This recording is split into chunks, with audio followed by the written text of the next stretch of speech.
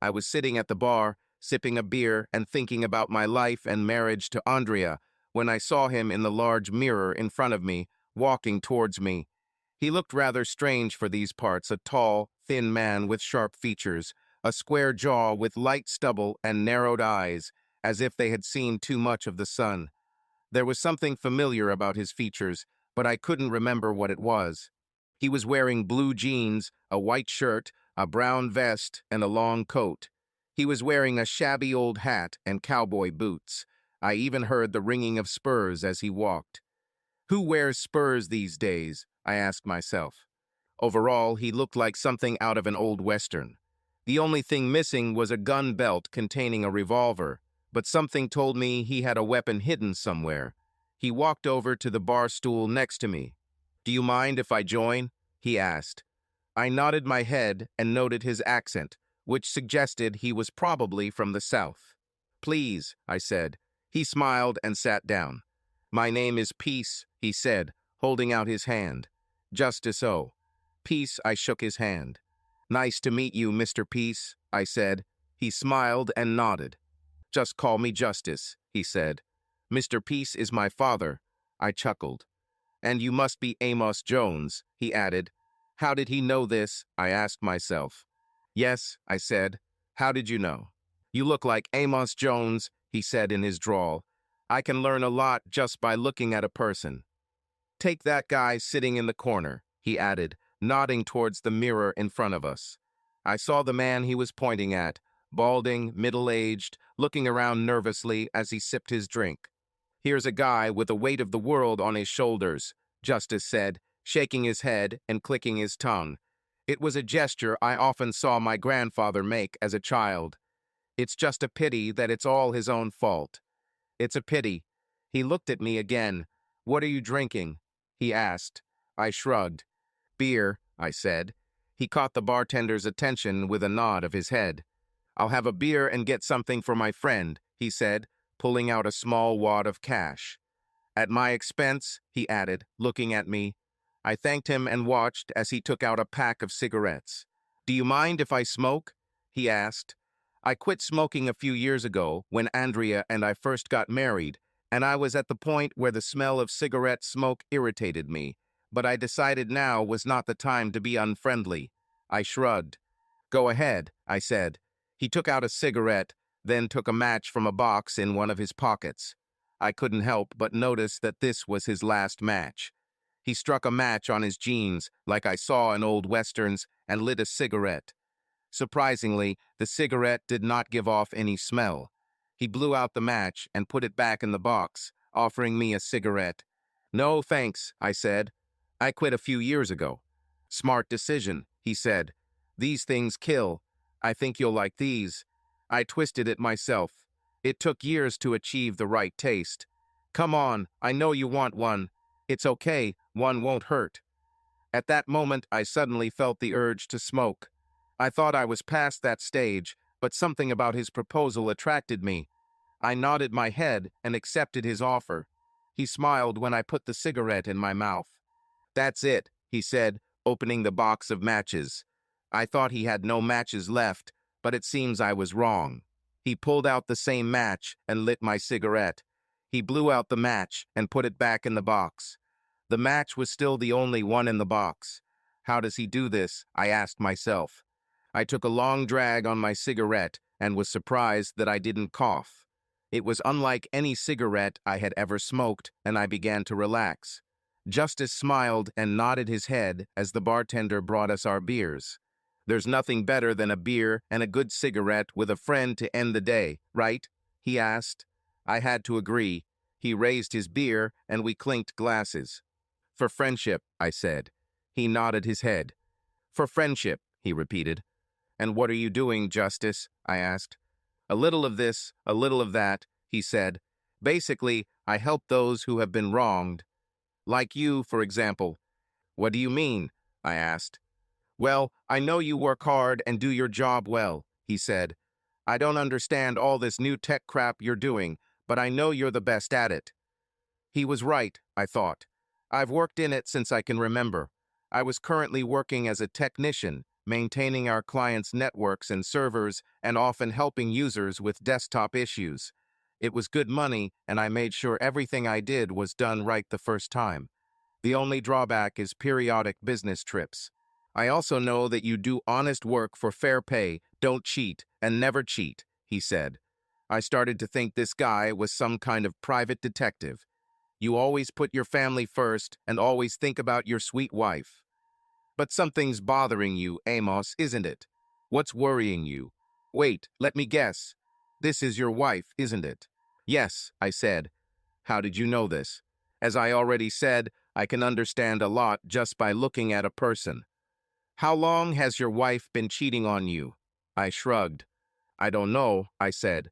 I suspected for a long time, but only found out yesterday when I returned home. Tell me about it, he said. I told him everything: how Andrea and I met, fell in love, and got married. How she worked as a secretary in a law firm that used our company to maintain its systems, and how I met her during an on-site call. We dated for a while, fell in love, and got married. This was almost 5 years ago. Then she started to change.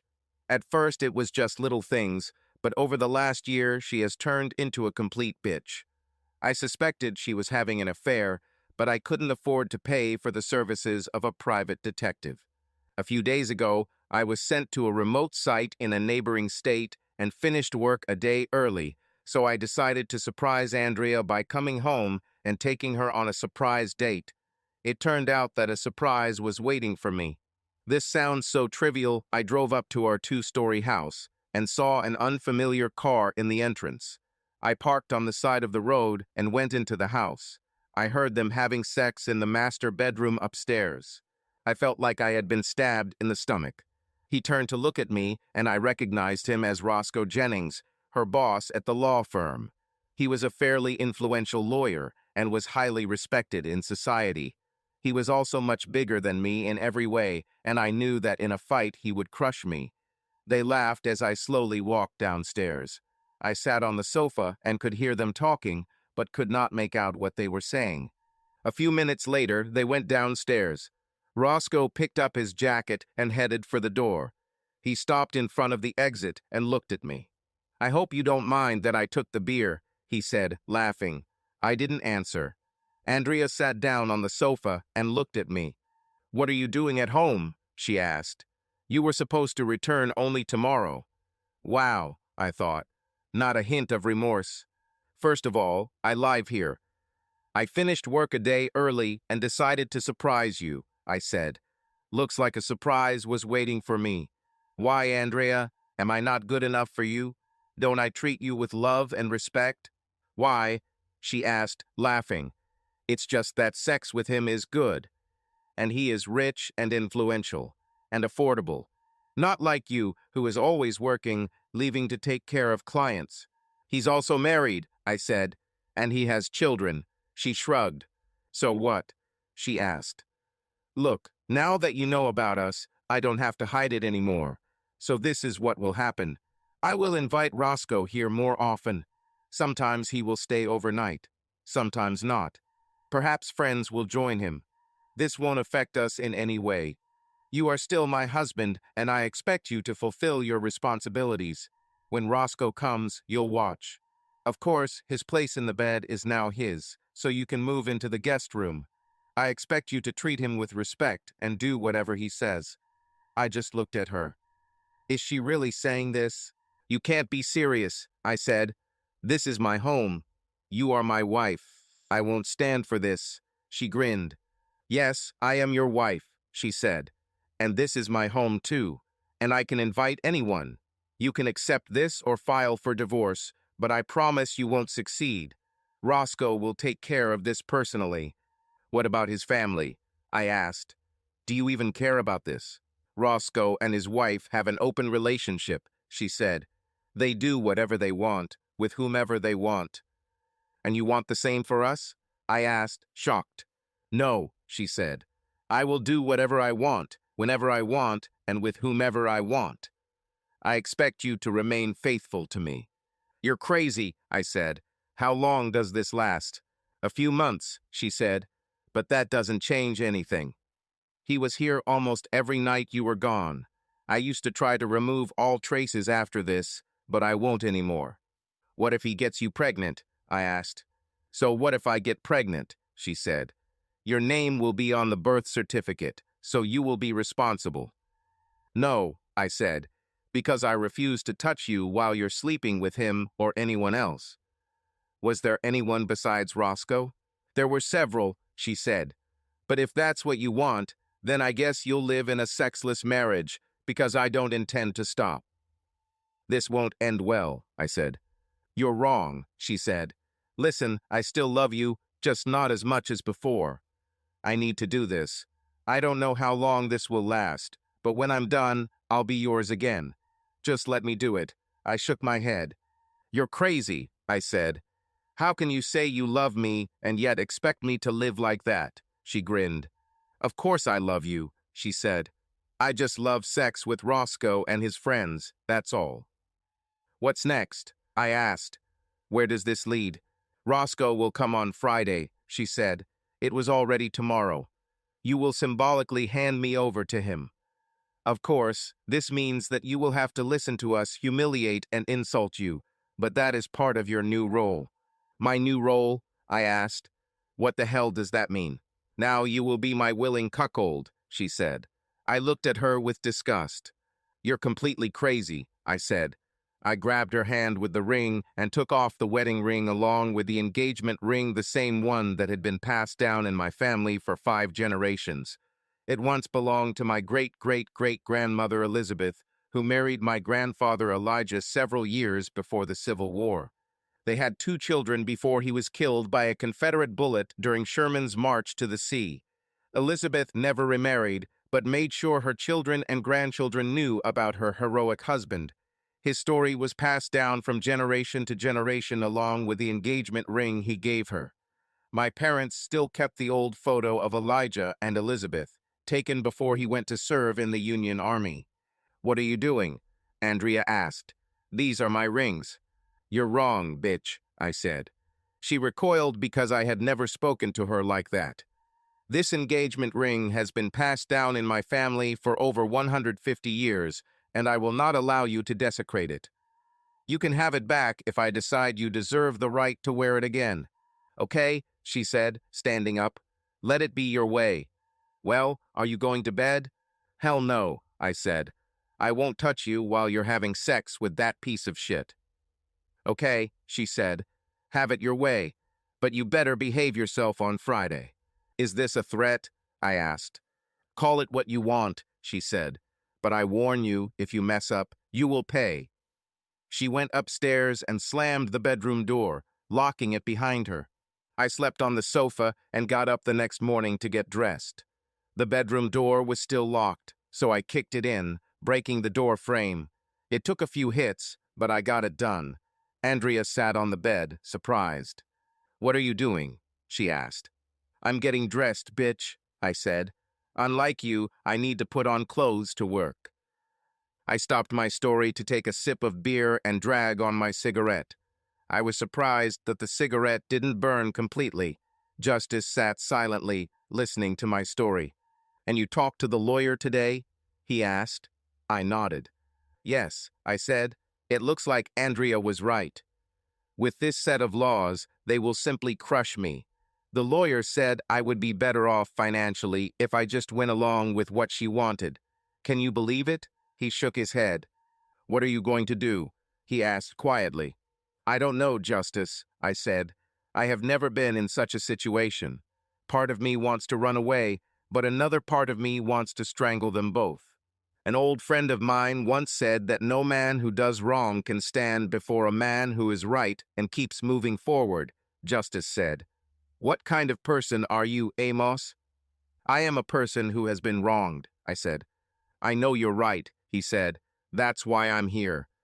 What do you say if we ambush them tomorrow evening? You and me together. I looked at him. Would you do it? I asked. Would you help me? Of course, he said. You'll have to take on the bulk of the work, but I'll be there. What do you say? Ready?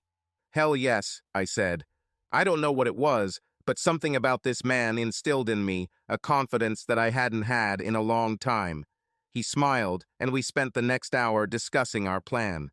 When we finished, I was ready to move mountains. "See you tomorrow night, buddy," he said, standing up. I looked after him and felt better than ever. I put on my jacket and headed home.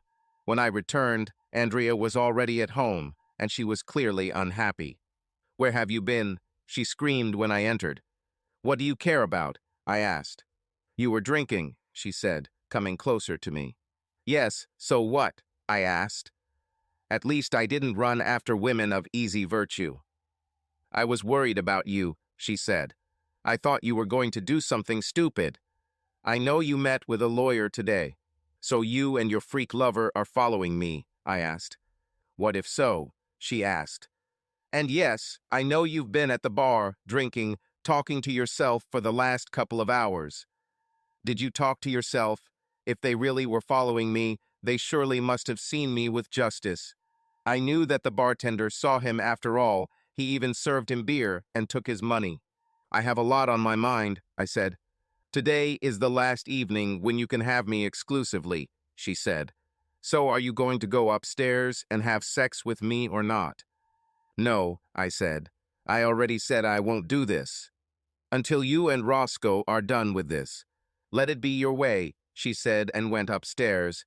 To hell with it, I thought. To hell with her and whoever she came with. I put my hand into my jacket pocket and found another cigarette and a match there. How did it get there, I asked myself. Screw it, I thought. I grabbed a beer and walked out onto the back porch. I opened the beer, put the cigarette in my mouth, and struck a match on my jeans, just like Justice did. To my surprise, the match immediately caught fire. I took a long drag on my cigarette, enjoying the taste. I started to relax while sitting on the swing I installed last summer. The next thing I noticed was Andrea standing on the porch looking down at me. "When did you start smoking again?" she asked. "Tonight," I said. "So what? Are you saying that you'd rather sit here and smoke than have sex with your wife?" she asked angrily. I looked at her and was immediately disgusted by what I saw. The once beautiful face I knew so well had turned into something disgusting and ugly. This is the result of the cigarette, I thought. "I don't have a wife anymore," I said. "No more. She's dead to me." Shocked by my words, Andrea sat down on the swing and extended her hand towards me, but I pulled away, disgusted by her presence. "Please don't say that, Amos," she said. "I'm still your wife. Please come to bed with me." I shook my head. "My wife would never get involved with that vile freak," I said. "She would have told him to go to hell." "But you didn't do that, did you?" "No, you let him do whatever he wanted, and now you expect me to go along with it." "No, you are not my wife. Just someone who lives in the same house as me. You disgust me. Now leave before I throw up." "Oh God," she said, tears streaming down her cheeks. "You really hate me, don't you?" "Did you just realize that, bitch?" I asked. "What were you thinking when you told me your shit yesterday? What will I celebrate? Maybe I should get up and start dancing. You have one chance for all this to stop now. It's all up to you, bitch. It's either me and our marriage or Roscoe. What will you choose?" This was the plan that Justice and I came up with. He suggested giving her one last chance to end things with Roscoe, primarily for my own peace of mind. If she accepted the chance, Justice said he could take care of the details.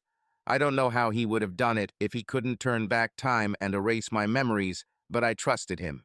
In reality, we both didn't really believe that she would take advantage of this opportunity. For a moment her face softened, and I saw the woman I had once fallen in love with and married. I thought she would take advantage of the opportunity given to her. "What do I need to do?" she asked. "Call Roscoe right now and end things with him," I said. "Then tell him you quit. You are a good secretary. You can find a job anywhere." She took out her phone and called him, putting the call on speakerphone. "Hey, baby," Roscoe said when he answered. "Are we still valid for tomorrow night?" She was silent for several seconds, but when she looked up at me, I saw that the bitch had returned. She grinned, but there was no warmth in her smile. "Yes, we're still going strong," she said mockingly. Okay, Roscoe said. How does your cuckold deal with this? Not really, she said, but he'll come to terms with it. Roscoe laughed. Maybe I better bring a couple of guys to keep him in line, he said. Andrea chuckled. Yes, do it, she said. Okay, see you tomorrow night, he said before hanging up. She looked at me with contempt. Tomorrow it will be hot, she said, and you better behave yourself. I nodded my head. I knew what awaited us, and my conscience was clear. I gave her one last chance, and she missed it. I blew a cloud of smoke into her face. Her reaction reminded me of those old vampire movies where the evil creature is exposed to sunlight. So, she said, putting herself in order, do you want to spend one last night with me? This is your last chance. After tonight, you will never have me again. I shook my head.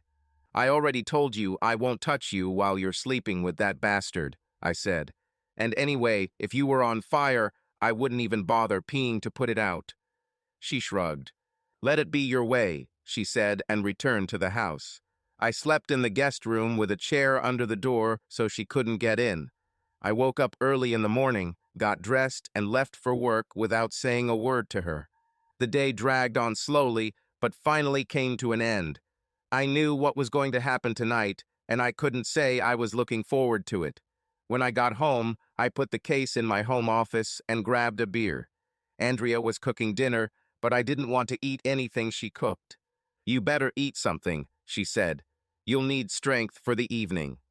Roscoe and the guys will be here in an hour.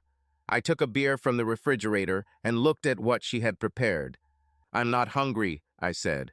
And anyway, how can I be sure that you didn't poison my dinner? Amos, she said, do you think I would do such a thing? Hell yes, I said. I reached into my jacket pocket and found another cigarette and a match. I'll go out on the porch to smoke, I added before leaving. She followed me. I don't like you smoking again, she said. I lit a cigarette and took a long drag. I don't care what you like or don't like, bitch, I said. I don't like that you're cheating on me, but I don't have any say in it, do I? She stood in defiance, then shook her head and returned to the house. After she left, I replayed in my head the plan that Justice and I had developed in preparation for the upcoming meeting. A whole hour passed before I finished my cigarette. Don't ask me how to explain it. After that, Andrea came out onto the porch again to say that Roscoe and his friends had arrived. Go upstairs and wait for us, she said. I nodded and went upstairs. I saw that she had placed a chair so that I could clearly see what was going to happen on the bed, and I noticed a video camera installed in one of the corners of the room. I heard them all talking downstairs and soon heard someone coming up the stairs. Andrea entered first, followed by Roscoe. The big man grinned as he extended his hand. That bastard was expecting me to shake his hand. When he realized I wasn't going to do it, he nodded and kissed Andrea. Well, he said, turning to me, are you ready to start the show? What, should I pretend to be unhappy and please you or what? I asked. They laughed. Well, if that's what you want, Andrea said. No, I don't want this, but my desire doesn't matter, right? I asked. I think I feel some tension, Roscoe said. Maybe I should have brought the guys to cool you down. What, are you too cowardly to handle it yourself? I asked. Let me explain everything so that even someone as stupid as you can understand. I noticed how he began to get angry. Great, I thought. I took the wedding ring off my finger and put it in his shirt pocket. Both he and Andrea looked at me in shock. This was not the reaction they expected. Do you want this rotten bitch? I asked Roscoe. You can take it. Trust me, she is very moody, and if she doesn't get what she wants, she turns into a real bitch. Oh, she will act affectionate for the first few years, but soon she will start cheating on you. Enjoy. I hope you do better than me. Now you came here to have sex with this cheap bitch. Come on, do it. And no, I won't cry or beg you. I'm guessing you're smart enough to handle it yourself. Andrea clearly did not expect such a reaction. She looked at me in amazement.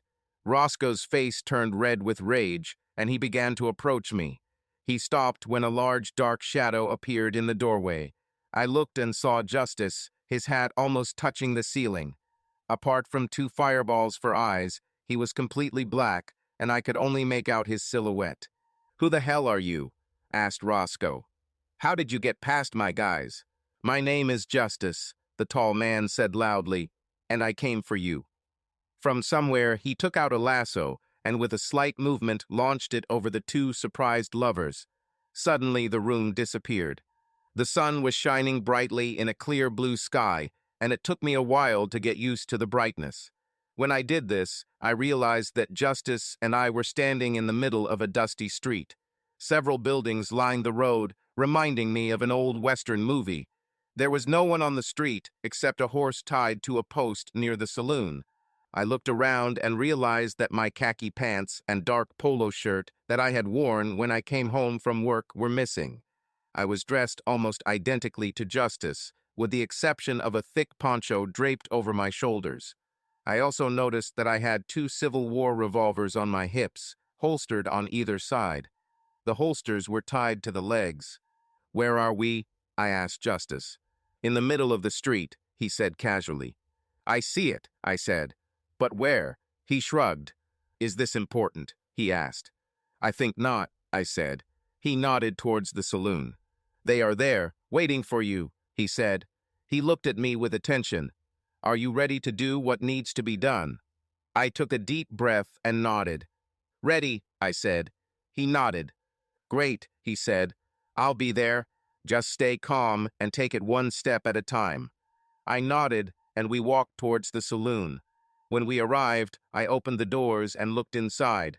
Roscoe and Andrea sat at a round table against the far wall. There was a kerosene lamp on the table, and in front of each of them was a glass of drink. I looked around and saw three of Roscoe's buddies standing against the wall, awaiting his orders. All five were dressed in period clothing, and three of Roscoe's henchmen were armed with pistols. I entered the saloon and stood a few feet from the table. Justice followed him in and stood by the door, watching our movements. Roscoe and Andrea were whispering about something, but fell silent when I entered. Roscoe grinned at me. "Who are you, cuckold? Clint fuck yin Eastud?"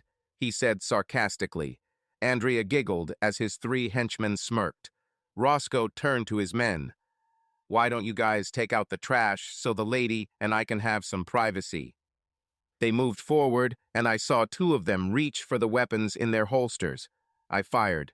"You killed these people," Andrea said, shocked. "Exactly," I muttered, "and your lover is next."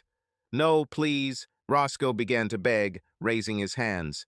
"We can solve this like men. You don't have to kill us." "Amos," Andrea began, her voice shaking with fear. "Please don't. I regret it. Really, I'm sorry. Honey, we can make things better." "You had your chance yesterday, bitch," I said, "and you chose that piece of shit over me." "Look, Amos, it was just a game, you know." Roscoe begged. "Please don't kill me, I beg you." "Are you begging?" I grinned. "You know, Justice, I think your friend was right when he said that no man who does wrong can resist a man who is right." I noticed a big wet spot on Roscoe's trousers and laughed. "It looks like you picked a real loser," I said, turning to Andrea. "Look at him. He just wet himself. Is this your idea of a man?" Andrea lowered her head, tears streaming down her cheeks. "Listen, Amos, you can't kill me," Roscoe continued, his voice shaking with fear. "I don't even have a weapon. You can't kill an unarmed person. This is simply wrong." "Actually, I can," I replied, "but I will give you more chances than you were willing to give me." I took the second pistol out of the holster and placed it on the table in front of him. "Come on, take it." He looked at me, then at the gun. "What?" he asked, standing up halfway. I said, "Pick up a weapon, you son of a bitch," I shouted. Did I really say that, I thought? This line from the old movie somehow seemed right. Roscoe looked at the gun, then slowly raised it. I've never killed a person before, but I just killed four and saw Andrea burn. I turned to Justice, who had a stern and determined look on his face. "Where did they go?" I asked. "To a very warm place," he answered. "Are they really dead?" I asked him. He nodded. "Yes," he said. "You know it was either them or you. You had no choice. Is this the first time you've killed a person? I nodded. Yes, I said. Have you ever killed anyone? I asked him. He looked into the distance with a sad expression on his face. More than I care to remember, he said, but like you now, I had no choice. It was either kill or be killed. You know, if you had hesitated, they would have killed you. Deep down, I knew he was right. The worst thing you can do now is agonize over it or try to replay everything in your head. Just keep living. It will become easier over time. Trust me, he said, patting me on the shoulder. We went outside and found ourselves next to a horse tied to a post. Oh, I almost forgot, he said. I have something for you. He reached into his saddlebag and pulled out a small rectangular metal case and handed it to me. I looked at the darkened case and saw the initials edge etched on the front. Turning it over, I saw the inscription, "To my dear Elijah, may God protect you and bring you back to your one true love, your loving wife Elizabeth." Where did you get this? I asked. Your grandfather Elijah gave this to me just before he died, Justice said, without looking at me. How is this possible? I asked myself. Elijah Jones died during the Civil War, more than 150 years ago. I looked at Justice and suddenly realized. I knew who this man really was. He would be very proud if you kept this for him, Justice said, wiping a tear from his eye. I'll keep this, grandfather, I said without thinking. Thank you for entrusting this to me. Justice turned to me with a small smile on his face. Did this happen to you and grandmother Elizabeth? I asked. He nodded. Yes, he said, a long time ago, in a small town much like this one. Some cattle thieves thought they could steal my father's cattle and take my wife. I had to teach them the same lesson that you taught these guys a little earlier. This was the first time I killed a person. It took a lot of time to get over this. But Lizzie survived. We returned east, and I soon joined the army. You know the rest. And what happened then? I asked. How did you become Justice? It's a long story, mate, he said. I'll tell you about it one day, I promise. Will I see you again? I asked. He nodded. You can rest assured, son, he said. After you deal with these guys, I have no choice but to make you my deputy. Besides, you owe me a beer, he added with a smile. Yes, sir, I said, smiling. He extended his hand and I shook it. While we shook hands, he put his other arm around me. I love you, son, he whispered, and I'm damn proud of you. I love you too, Grandpa, I said, my eyes moistening. He took a step back and climbed onto his horse. Say hello to Grandma Elizabeth for me, I told him. He looked at me and smiled. You already handed it over, he said, and she asked me to say hello to you in return. He smiled, winked, then touched the brim of his hat. See you, son, he said, provoking the horse to move forward. I watched him drive down the dusty road and disappear from sight. The next moment I was back in my living room, dizzy from everything that had happened. I looked down at myself and saw that I was wearing my work clothes again instead of the vintage outfit I was wearing a few minutes ago. I felt something in my pocket and pulled it out. It was the same cigarette case that Justice, or rather my grandfather Elijah, had just given me. I opened the case and saw that one side was filled with his rolling papers, and on the other side was a photograph. I looked at the photo and saw Elijah and Elizabeth. When I carefully studied the photo, I clearly saw the similarities between Elijah and Justice. There was no doubt about who Justice really was. I turned the photo over and saw a short inscription on the back, Amasu, with love, Grandfather Elijah and Grandmother Elizabeth. I put the photo back, amazed. How will I explain this to my parents? The truth was that I couldn't tell anyone about it. For starters, no one would believe me. I realized that I had not eaten for several hours and was very hungry. I walked into the kitchen, looked at the cold casserole Andrea had made, and tossed it into the trash disposer. I took out a couple of slices of cold leftover pizza and warmed them up in the microwave. After I ate, I started packing all of Andrea's things. By the time I finished, it was already late, and I felt completely exhausted. I slept restlessly. The next morning I got up, had a cup of coffee, and went about my usual Saturday chores, including mowing the lawn. Part of me missed Andrea, but most of me was relieved that I was no longer besieged by her constant complaints and betrayals. By the end of the day, I had a plan. Naturally, I couldn't tell anyone what really happened to Andrea, so I decided to file a missing person report with the police the next day. I knew they wouldn't do anything until enough time had passed. I made a note to call a lawyer and find out how long I needed to wait to file for divorce on the grounds of desertion, since I knew that no one would ever find Andrea. The next day, I went to the police station and filed a missing person report. The desk sergeant took my report, read it, then asked me to wait a moment. I sat down and waited for what seemed like an eternity. Finally, a man in a suit approached me. "Amos Jones?" he asked. I nodded. "I'm Detective Smith. Do you have a few minutes? I would like to discuss your missing person report." I followed him into the room and watched as he took out a recording device. "Mr. Jones," he said, "I noticed that your statement states that your wife left with Roscoe Jennings and 3 other men on Friday night. You say you haven't seen them since then, right?" "Yes," I answered. What more could I say? "One of the 3 men who was with Roscoe was an undercover cop," he said. "He also disappeared and no one can find him." "Were you aware that your wife was having an affair with Mr. Jennings?" "I found out about this at the beginning of the week," I said. He nodded. "Do you have a weapon?" he asked. "No, I don't," I answered, which was true. I didn't have a gun, but I was thinking about buying one. "You know, we usually check our husband carefully when something like this happens," he said. "Do you mind if we search your house?" "No, I don't mind," I said. I had nothing to hide. Well, other than the fact that I shot 3 men, but what could I say? "I shot Roscoe and your cop in a parallel dimension. We'll get back to you, and I'd appreciate it if you could remain available," he said, moving to stand.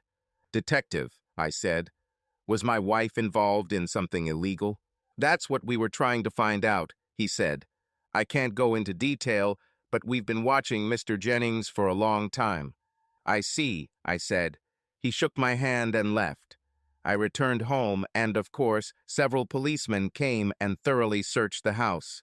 They found nothing except my wedding ring, which had somehow rolled under the bed. After they left, I put Andrea's things in the car and took them to her parents. I told them about the betrayal and said that Andrea left with her lover on Friday evening and has not returned since then. They were shocked when I told them this. "Do you have any idea where she might be?" asked Andrea's mother. What could I say? Is she burning in hell?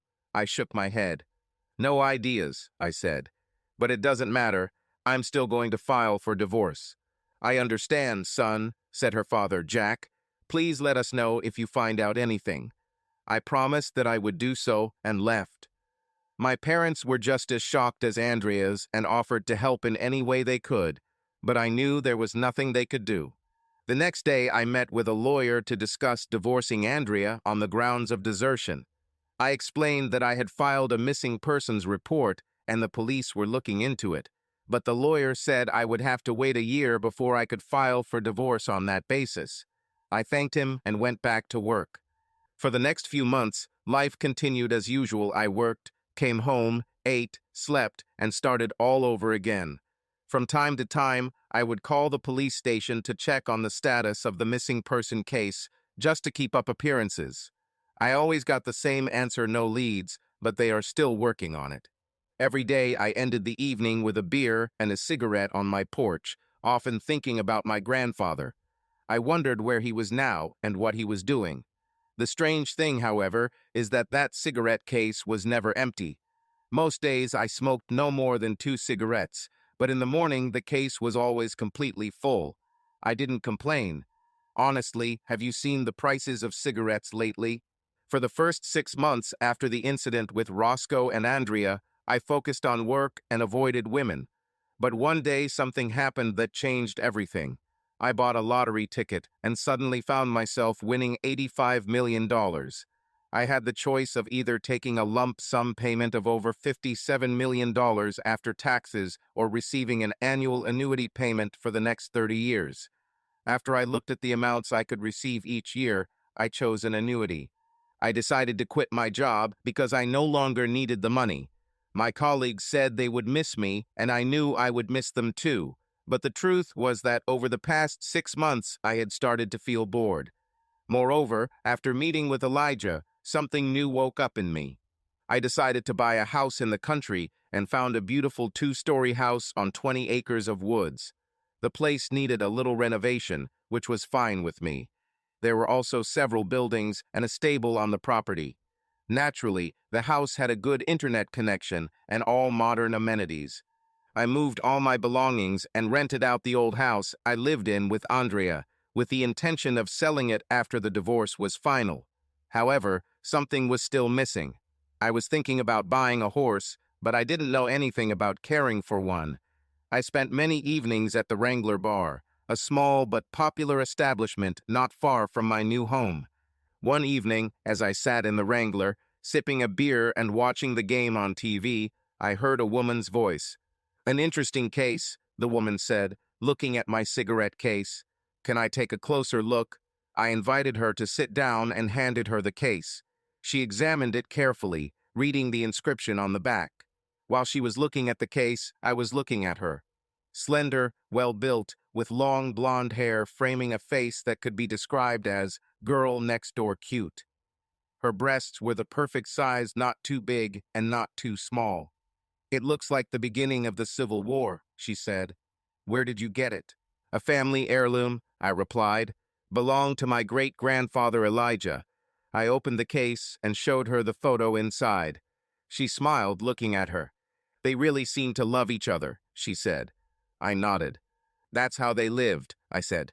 "This should be in a museum," she said. I shook my head. "It's too valuable for me," I said. "It's hard to explain." I extended my hand to her. "I'm Amos Jones, by the way." She shook my hand. "Danny," she said. "Danny Williams. This is short for Daniela." "It's a beautiful name," I said. "Thank you, good sir," she replied, smiling. "Can I treat you to something?" I asked. "Of course," she said. "I would like to drink beer." I beckoned to the waitress and ordered us a beer. "Do you mind if I smoke?"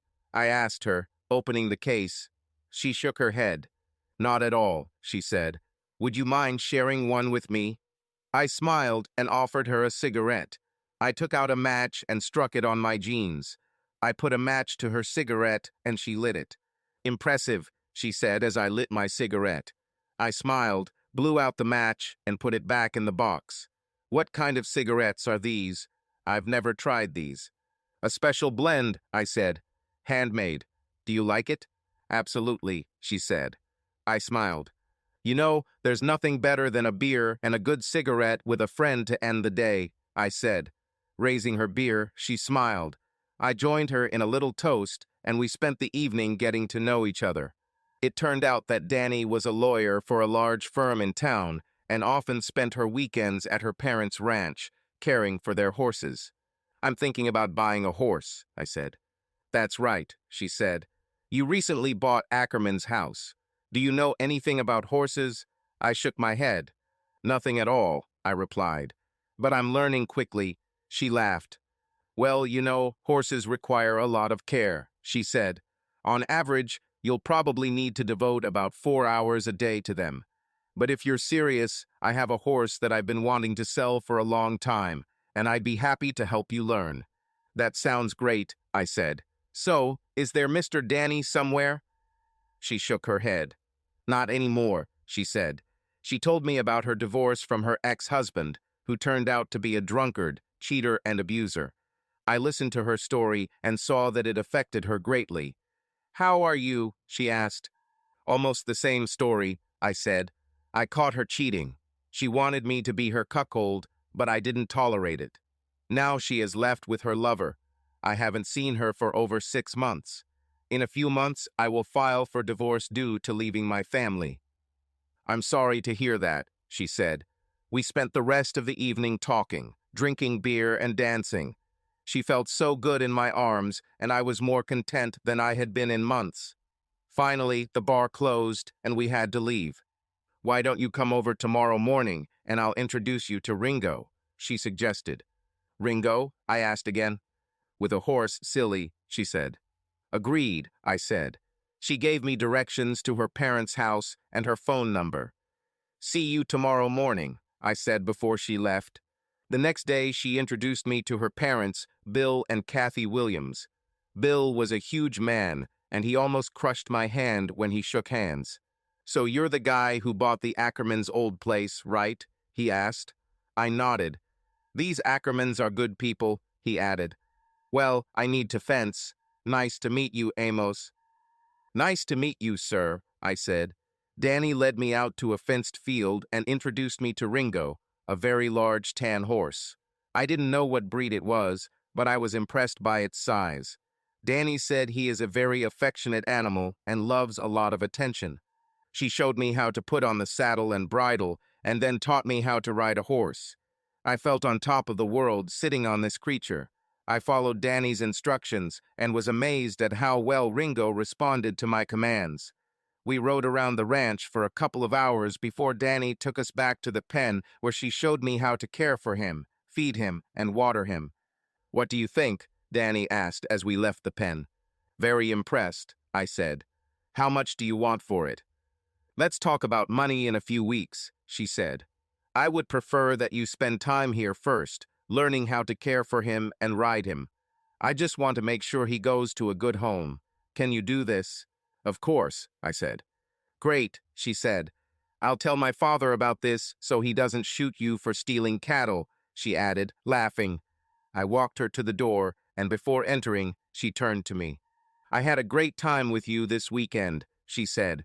I have to leave tonight to go back to town, but I'll be back Friday night. Would you like to go with me on Friday? I asked. She smiled and kissed me on the cheek. With pleasure, she said. Now be nice to Ringo. He's still my baby, you know. I promise, I said. Thus began the next chapter in my life. I came every morning to look after Ringo. Bill and the ranch hands showed me a few more tricks, and over time we all became good friends. I enjoyed my time there and began to feel a connection with the animal. I also noticed that I was thinking less and less about Andrea. Danny came home every Friday, and we dated for several weeks. One Friday, she came to me with a suitcase in her hand. Are you okay with an overnight guest? She asked. Please come in, I said. We went to dinner and ended up in my bed. It had been a long time since I had been with a woman, and Danny said it had been a long time for her too. After that, we lay in each other's arms. She stood up on her elbow and looked into my eyes. Just so you know, she said, I am extremely monogamous and absolutely hate cheaters. Can you handle this? Absolutely, I said. And I am exclusively monogamous and do not tolerate betrayal in any form. She kissed me and looked at me. Okay, she said, because I think I'm falling in love with you. I'm glad, I told her, because I'm definitely falling in love with you. We hugged again and made love before falling asleep. Daddy says he's very impressed with the way you're taking care of Ringo, she told me the next day as we drove to her parents' ranch. I like it, I said. He's a beautiful animal. Do you still want to buy it? She asked. Absolutely, I said. She told me the amount she wanted, and I almost choked. Of course, I could afford it, but I didn't know that horses were so expensive. I knew I would have to spend over $3,000 a year to maintain it, but that wasn't a problem. Agreed, I said. Can I leave him here for a couple of weeks while I get the paddock ready? No problem, she said as we pulled up to the ranch. A couple of weeks later, the pen was ready and Bill brought Ringo. He looked at what I had done to the pen and was impressed with the new shelter I had built for the animal. Damn, son, he said. This horse is going to be spoiled. Did you put a TV here too? He asked, laughing. Thought about it, I said, laughing with him. After we got Ringo settled in place, Bill looked at me seriously. You know, Danny really loves you a lot, he said. Very much. Yes, sir, I said, and I love her very much too. He nodded before speaking again. I know, he said. I just want you to know that she is still my little girl, and I will do everything I can to protect her. Her last husband was a real bastard, and it took me a lot of effort not to skin him. Just promise me something. What exactly? I asked. Treat her right, he said. Don't ever make my girl cry. If you do this, you will always be a welcome guest in my home. I promise, Mr. Williams, I said, holding out my hand. He shook my hand and smiled. I'll hold you to my word for that, son, he said. Well, I have to go. See you soon. Danny and I continued dating over the next few months. During this time, our love for each other grew and turned into something special. We talked about everything, our hopes and dreams for the future, about children, about everything. Like me, she wanted children and often talked about retiring in the country one day. She wisely never mentioned marriage, but I sensed it was on her mind. A year after the incident with Roscoe and Andrea, I contacted my lawyer. He still had documents ready to submit. Over the past year, I have made sure that I have completed all the legal steps. Naturally, the authorities never found Andrea. I knew they wouldn't, and the case is now considered unsolved. My lawyer said that in 30 days I will be a free man. I took out Grandma Elizabeth's ring and decided to have it cleaned and adjusted for Danny. I was planning to propose to her the weekend after the divorce became final. Life was definitely going well. I looked at my reflection in the mirror and thought about the events of the last year. It was one hell of a crazy ride. A little over a year ago, I walked in on my first wife, Andrea, in bed with her boss in our house. To make matters worse, they did it in our marital bed. Andrea wanted me to accept her dirty affair and threatened to ruin me if I chose divorce. The next day, after I visited the lawyer, I met a man who introduced himself as Justice of Peace. In fact, he turned out to be my great-great-great-grandfather Elijah Jones, a man who died serving in the Union Army under General William Tecumseh Sherman. Justice, or rather Grandpa Elijah, helped me deal with two traitors. Over the next year, I filed for divorce after reporting Andrea missing. I won the lottery and quit my job as an IT and networking field technician and then bought a house in the country. It was there that I met Danny Williams, the current love of my life. She introduced me to Ringo, my horse, and taught me how to care for and ride him. We also dated and fell in love. Her parents, Bill and Kathy Williams, took me under their wing and helped me adapt to life in the countryside. Over the past few months, we have gotten to know each other very well. Her parents traditionally went to church on Sundays and then had a big family dinner and then spent the day relaxing. I was invited to join them whenever I wanted, and I often accepted their offer mostly to be close to Danny, but I also enjoyed hanging out with Bill and Kathy. If the weather allowed, I would ride Ringo to their ranch, which was not far from my home. However, today was not just another Sunday visit. I intended to propose to Danny and hoped she would accept. Nervous, I looked at myself in the mirror again. Are you ready for this, Amos? I asked for my reflection. By the way, my name is Amos Jones. The reflection did not answer, but I answered myself. Come on, go ahead. I grabbed my hat and jacket, making sure I had the ring in my pocket, then walked out of the house and towards the paddock, where Ringo was waiting for me at the gate. I had already saddled him for the ride, and he seemed to know where we were going. He shook his head as I petted him. He was such a gentle creature, and it was hard to believe that such a gentle creature could have such power. I climbed onto the saddle and made myself comfortable. I loved riding it. I felt on top of the world when I was in the saddle. Having spurred with his boots, we hit the road. I got to their location in time and placed Ringo in their pen. Walking towards the house, I saw Danny waiting for me at the door. She gave me a kiss as I took her into my arms. Long time no see, cowboy, she said, breaking the kiss. Yes, has it been 10 hours? I asked, smiling. She smiled back and playfully hit my arm. Come in, she said. Mom has already laid everything on the table, and I'm dying of hunger. Well, then let's not keep her waiting, I said. We entered the house holding hands. Her father, a giant of men, stood up and shook my hand. You're getting better and better with this horse, he said, smiling. You'll make a cowboy, I'm sure. I had a good teacher, I said, looking at Danny. He laughed and motioned for us to go into the dining room, where there was a large table laden with food. "This smells amazing, Katie," I said. "Thank you. I hope you like it," she said. I thought, what's not to like here? Steaks, mashed potatoes, brown gravy, green beans, and homemade bread. I was already drooling. "Well, let's sit down at the table," said Bill. I have a couple things I'd like to discuss, if that's okay," I said. Everyone looked at me, probably wondering what I was going to say. "Keep going, son," Bill said. "Well, first of all, my divorce from Andrea is finalized," I said. "And I'm ready to start a new chapter in my life," I added, looking at Danny. I pulled a small box out of my pocket and got down on one knee in front of her. "These last few months have been wonderful," I said, "and I never want it to end. I am madly in love with you, Danny, and I would be honored if you would marry me and be my wife." Danny put her hands to her face, and her mother wiped a tear from her eye. Danny hugged me and started showering me with kisses. "Yes, Amos," she said, "I will marry you. I love you so much." I opened the box and put the ring on her finger. She smiled, looking at the ring. "It's a beautiful ring," she said. "I've never seen anything like it. This is my great-great-great-great-grandfather Elijah's ring that he gave to his fiancée many years ago," I said. "It's a family heirloom." "It's beautiful," Katie said, "and in such good condition. Danny, you have to take care of him."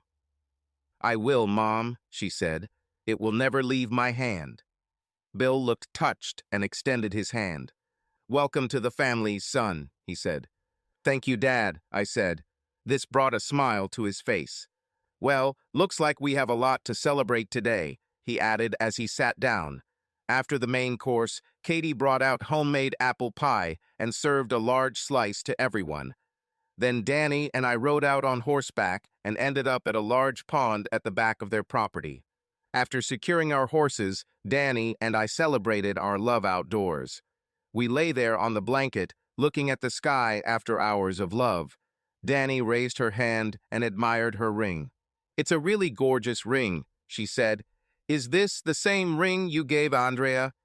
"Yes," I said. "If you want, I can buy you another one." "Don't even think about it," she said. "I love this ring. Do you think your grandmother Elizabeth would approve of me wearing it?" "I'm sure of it," I said. "One day I will show you her diaries. She wrote a lot about her husband. She really admired him and wanted his family to never forget him." "Thank you," she said quietly. "For what?" I asked. "For making this day so special for me," she said, "and for proposing in front of my parents. It meant a lot to them." "Well, you're everything to me," I said. "And you are for me too, my future husband," she replied. We lay on the blanket for some time before we decided it was time to get dressed and head home. "Did you two enjoy the view by the pond?" Bill asked when we returned. "Yes, Daddy," Danny answered, kissing his cheek. He smiled, looking at her. "I'm glad," he said. "You know, your mom and I used to go there a lot when we first got married," he added with a sly smile. "We still go sometimes, if you know what I mean." "Too much information, Dad," Danny said. "That's too much information," she added with a smile. Bill laughed. He turned to me after Danny went to her mother's kitchen. "You did great, son," he said. "Katie and I are proud to have you in our family now." "Thank you, Dad," I said. "Do you mind if I call you Dad?" "You just have to," he said with a big smile. "And it would mean a lot if you called Katie Mom," he added. "I will," I said. "It's late and I need to put Ringo to bed for the night, so if you don't mind, I'll go." Bill nodded, indicating that he understood. "Sounds good, son," he said. "I'm sure I'll see you soon." We shook hands and I went into the kitchen to say goodbye. Katie hugged me tightly. I hugged her back. "Thanks for lunch, Mom," I said. "He was amazing." She hugged me again. Tears appeared in her eyes. "Thank you for everything, Amos," she said. I turned to Danny. "Listen, I need to run some errands in town tomorrow afternoon," I said. "Would you like to go out for dinner and drinks in the evening at, say, 6 o'clock?" Danny worked as a lawyer and spent weeks at her apartment in the city as it was closer to her work. "Of course," she said. "Just text me the details and I'll meet you there." "Definitely," I said. "I love you," I added, kissing her. She kissed back. "I love you more," she said.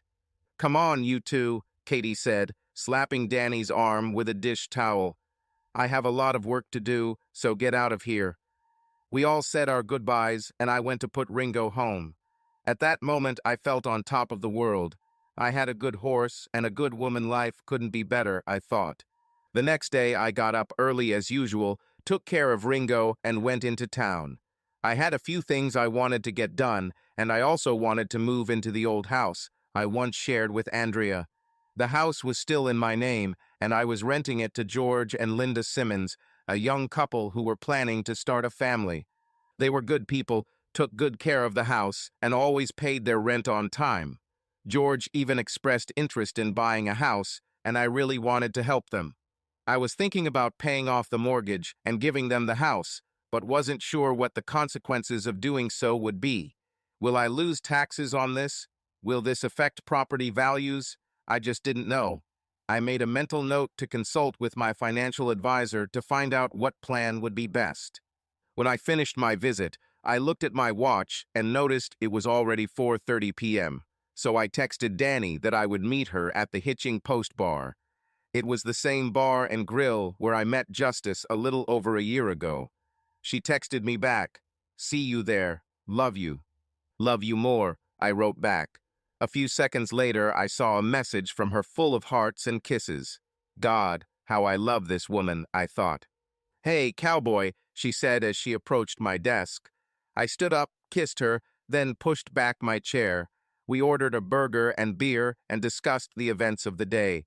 Danny had just finished a big project she'd been working on for months and was enjoying the thought of finally having some free time. When our plates were cleared, I saw him Justice, or, to be more precise, my grandfather Elijah. He saw me and headed towards our table. I stood up as he approached and shook his hand. I almost called him grandfather, but stopped myself just in time. "Danny," I said, "this is my good friend, Justice O. Peace. He helped me get through my problems with Andrea. Justice, this is my fiancé, Danny Williams." "Nice to meet you, Mr. Peace," she said with a smile. "Please call me Justice," he said. "Mr. Peace was my father." He looked at her ring. "You have a beautiful ring, young lady." "Thank you," she said. "Amos said it belonged to his great-great-great-great-grandmother Elizabeth." For a moment, I thought I saw a tear in his eye. He wiped his eyes and smiled. "Will you have a beer?" I asked him. "After all, I owe you one thing." "Yes, you should," he said, "and I'll be happy to have a beer." When the waitress brought our beers, I offered him and Danny a cigarette. They both accepted it gratefully. Pulling one out for myself, I struck a match and lit their cigarettes before lighting mine. "Glad to see you finally have some decent clothes," he said with a smile. "The hat is good too. I remember when that old thing looked this good." We chatted for a bit, but I was curious as to what brought him back. "So what brings you to these parts?" I asked. "Well," he began, "I have a situation and I need your help. In fact, I would really appreciate it if you both would help." "About?" asked Danny. "What's happening?"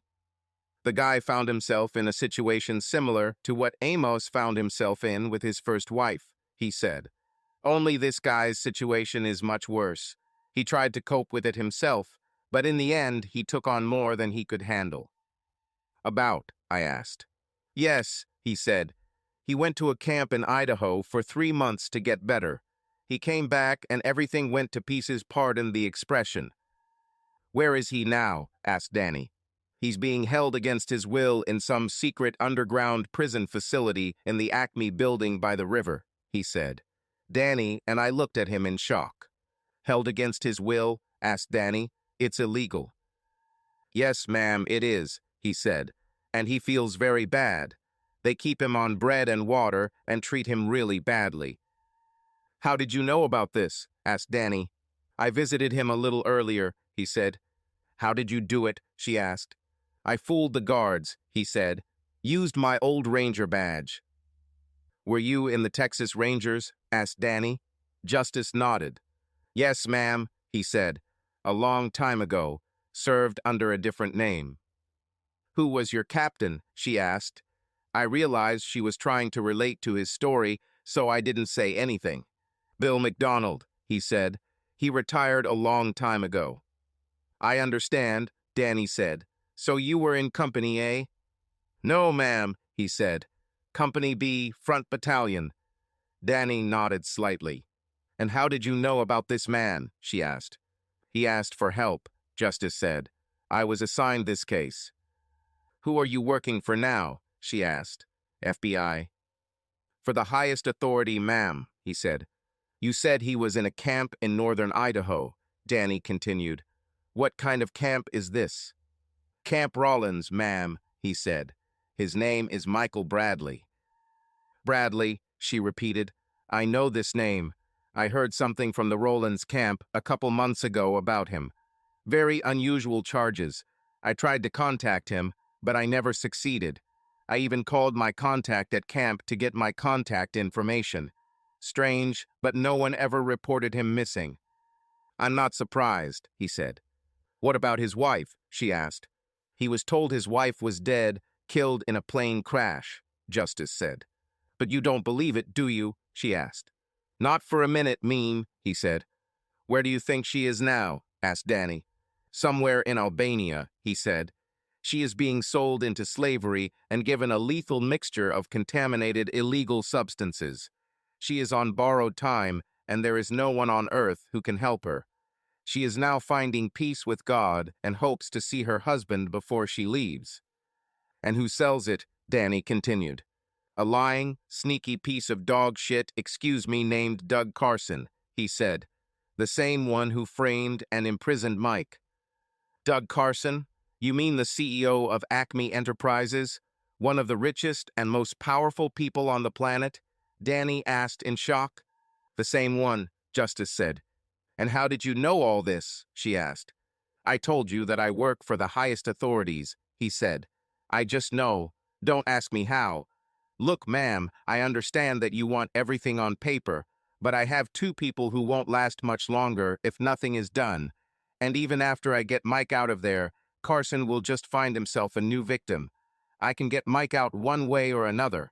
I would prefer to do it legally and would like to see Acme torn down.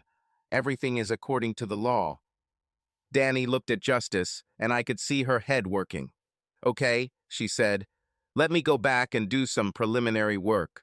We can meet here at the same time tomorrow if that suits you. Justice nodded. I think they'll be fine until then, he said. But they don't have much time. Okay, Justice, she said. I'll get to it right away, I promise. I'll have the answers when we meet tomorrow. I'm grateful for that, ma'am, he said. She looked at us, then stood up. I'll call you tomorrow, okay, honey? She said, looking at me. Sounds good, honey, I said. Love you. Love you more, she said, kissing me softly on the lips. She extended her hand to Justice. We'll talk tomorrow, I promise. Thank you, he said, shaking her hand. Sorry if I seem harsh. I know you are a great lawyer and just doing your job. The fact is that there are two souls at stake, and there is very little time. I understand, she said before walking away. We watched her leave the bar. That's a damn good woman, son, he said, looking at me. Reminds me of your Grandma Lizzie at her age. I smiled. I consider this the highest praise, grandfather, I said. So I understand she doesn't know the whole story, he said. I shook my head. No, I said. You'll have to tell her someday, you know, he said. I nodded. I know, I said. I just don't know how to do this without sounding completely crazy. He laughed. You will find a way, he said. By the way, speaking of your grandmother Elizabeth, she said that Danny is a keeper, and you better treat her right. Trust me, boy, she doesn't mind slapping you upside the head. You look like you'd like it, I said. He laughed, then took a sip of his beer. Perhaps, he said. It's been a long time since Grandma gave a grown man a slap on the head. He pulled out a large watch, opened it, then closed it. He looked at me before speaking. "I have to go, son," he said. "See you tomorrow at the same time. Thanks for the beer." "You're welcome, Grandpa," I said, holding out my hand. He took it in his and hugged me. "It's good to see you again, son," he said. "It's a shame it's not under the best circumstances." "Me too," I said. "See you tomorrow." He touched the brim of his hat. "See you," he said as he left. I paid the bill, then got in my truck and drove home, thinking about what Elijah had told me. He was right. I'll have to explain everything to Danny someday. But how? The next day I got up early as usual, grabbed a cup of coffee, and went to look after Ringo. I sensed that he was a little nervous, so I saddled him up and took him for a short walk. It seemed to me that he wanted to run, but I was afraid that he might accidentally step into the hole and fall. I returned to the dirt road and let him go. Talk about a walk with the breeze. He galloped for quite a long time, and I held on for dear life. I brought Ringo back, took care of his needs, and went into the house to take a shower. After I cleaned myself up, I went downstairs and grabbed a sandwich. Then my phone rang. I saw it was Danny's number and answered. "Hi, sweetie," I said. "How are you?" "Okay," she said. "A little tired, but everything is fine. Listen, can you come to my apartment around 3? I need to talk to you before we meet with Justice tonight." "Of course," I said. "Everything is fine." "Yes," she said. "I just need to think about something, that's all." "Okay," I said. "See you at 3. I knocked on her door at exactly 3, and she let me in with a kiss. I realized she had just gotten out of the shower, as her hair was still a little damp. "Come in," she said. "I just got out of the shower. Sit down and I'll get us some coffee."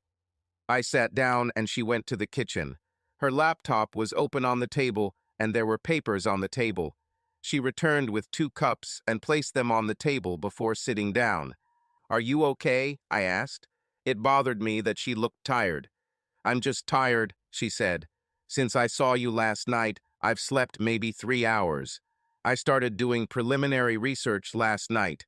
As you know, I like to know something about the people I work with. I did a search in the LexisNexis database for your friend, but didn't find anything. No birth certificate, no social security number, no tax records, nothing. Not even a driver's license." She took a sip of coffee and looked at me. "He also said he served in the Texas Rangers under Bill McDonald," she said. "He correctly identified the company and battalion, but there is no possibility that he served under McDonald." She turned the laptop towards me and opened the browser page. It was a page about William Jesse Bill McDonald. "Bill McDonald died in 1918 of pneumonia," she said. "This was over 100 years ago. There is no way that Justice could serve under him, unless it's much more than 100 years old."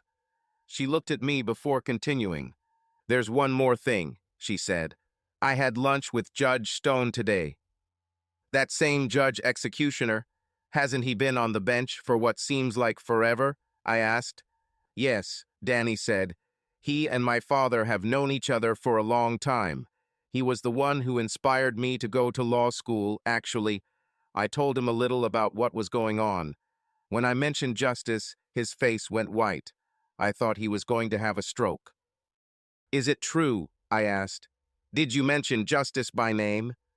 "Yes," Danny said. "So who is he? In fact." I took a sip of coffee and weighed my options. I knew that I would have to confess eventually, but I wasn't sure how to do it. Danny helped me understand this. "Listen, Amos," she said. "I love you with all my heart and plan to spend the rest of my life with you. But we shouldn't have secrets between us. I need you to be honest with me. I need to know the truth, the whole truth." I looked at her for a few moments before answering. "What do they say? The truth will set you free." This moment could end my relationship with Danny, and I knew it. "The truth is stranger than you can imagine," I said. "I can handle it," she said. "The good, the bad, the ugly, the weird, you name it. I've heard it all before." "You haven't heard this yet," I said. "Well, try me," she replied. I nodded. Promise you won't send me to a mental hospital? I asked. She smiled. Is it really that strange? She asked. You have no idea, I said. Well, just tell me and I'll judge, she said. Okay, I said. Let's begin. But remember, I warned you. I took another sip of coffee and began. The day I found out about Andrea's infidelity, I went to the hitching post bar to drown my sorrows in beer.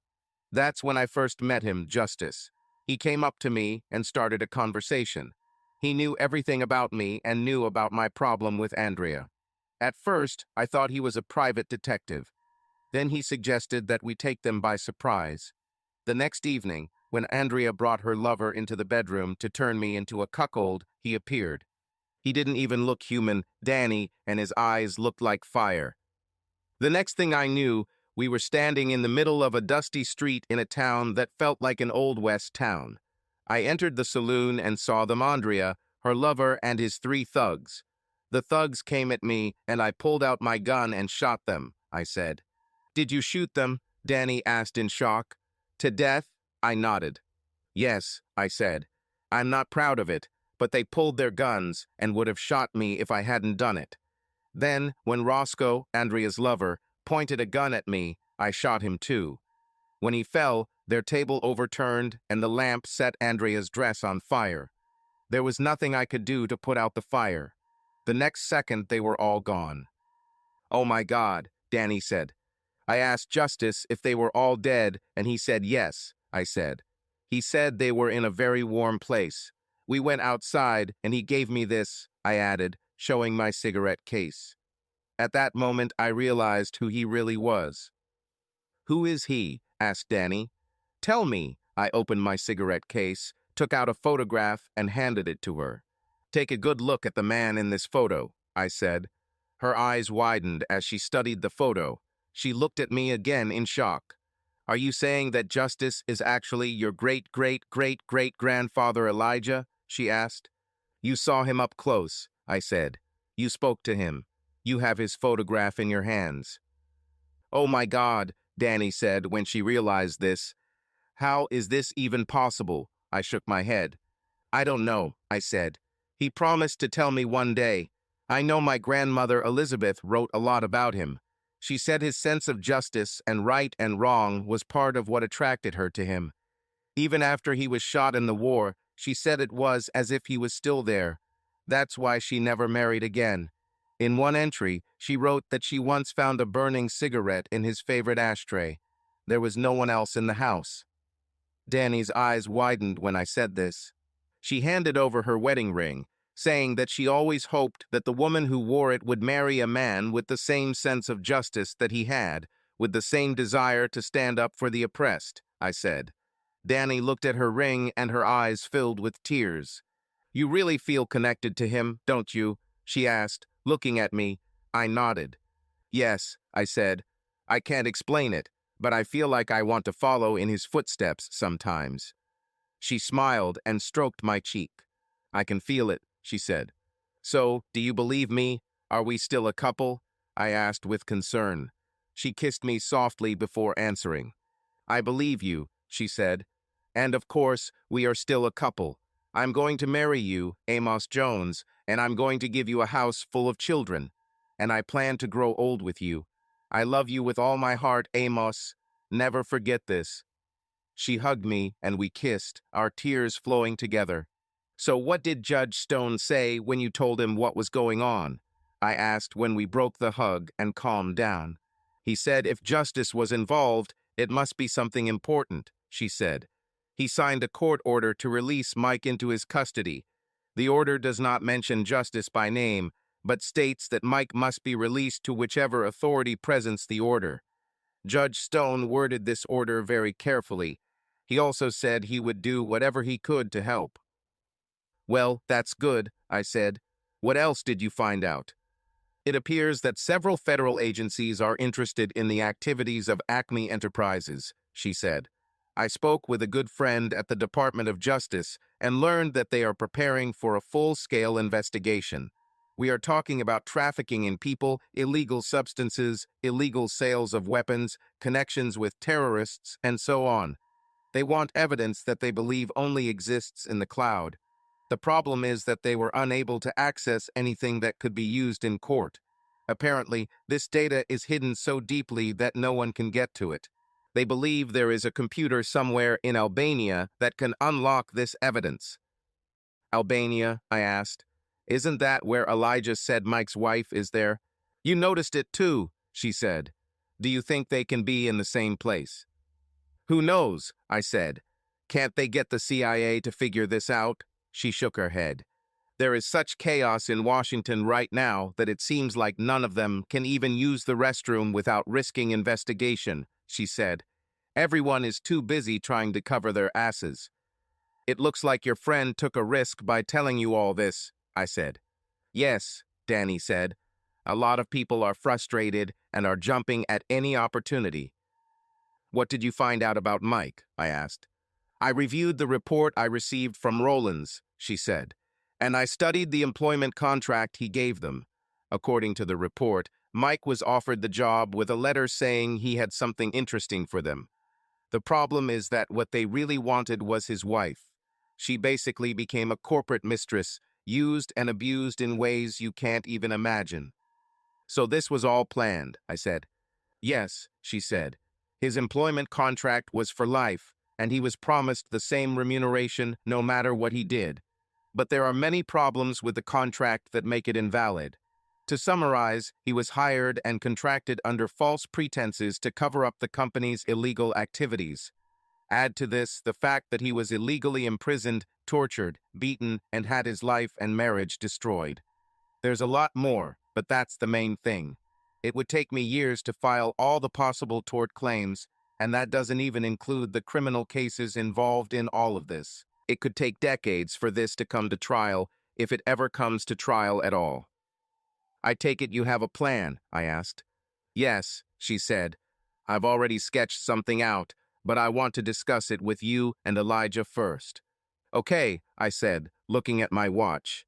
I didn't notice how quickly the time passed, but I saw that we had just enough time left for Danny to get dressed before we had to leave. You need to get dressed, honey. It's time to go. She kissed me again and went to the bedroom to change clothes. We arrived at the hitching post 10 minutes before we were due to show up. Elijah and we were shown to a table in a quiet corner of the bar. We had just settled in when he came in. We stood up as he was shown to the table and ordered beers. It's good to see you again, Grandpa Elijah, Danny said, shaking his hand. He looked at me puzzled for a moment before speaking. I take it you told her everything? He asked me. Told you, I said. Well, let this be a lesson to you, son, he said. Never try to deceive your wife, especially if she is a lawyer. Do you mind if I call you Grandpa Elijah? She asked him. He smiled widely before answering.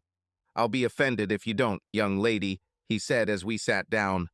By the way, he said, looking at Danny, you once wondered if Lizzie would approve of you wearing her ring. Not only does she approve, but she told me to tell you that she can't think of anyone more worthy of wearing it. And I have to admit, it looks just as beautiful on you as it does on her. Thank you, Grandpa, she said, hugging him, her eyes moist. I would like to meet your wife. According to Amos, she was an incredible woman. She's the best, he said, hugging her back. And who knows, maybe one day you'll meet her after all, he added with a wink. After the waitress brought us the beer, we got down to business. Danny held out the writ signed by Judge Stone and handed it to Elijah. Here is the writ signed by Judge Stone, she said. Is this Alfred Stone? He asked. Danny nodded. I met him once, a long time ago. Good man. Danny repeated everything we had discussed earlier that day and then laid out her plan. Elijah and I listened in silence, and his face broke into a smile when she finished. I like the way you think, young lady, he said. You better stay on the good side of this woman, son, he added, looking at me. We all laughed at this. I have to admit, her idea sounded crazy enough to work. We discussed a few details of the plan and what Danny had learned from her friend. So you think this computer is in Albania? He asked. Yes, that's exactly what my friend thinks, she said. Elijah looked at me. I guess that means you're coming with us, he said. With us? I asked. Yes, he said. I'm putting together a team. They are all good shooters, but they know nothing about computers. This is your field of activity, remember? So we're going to Albania? I asked.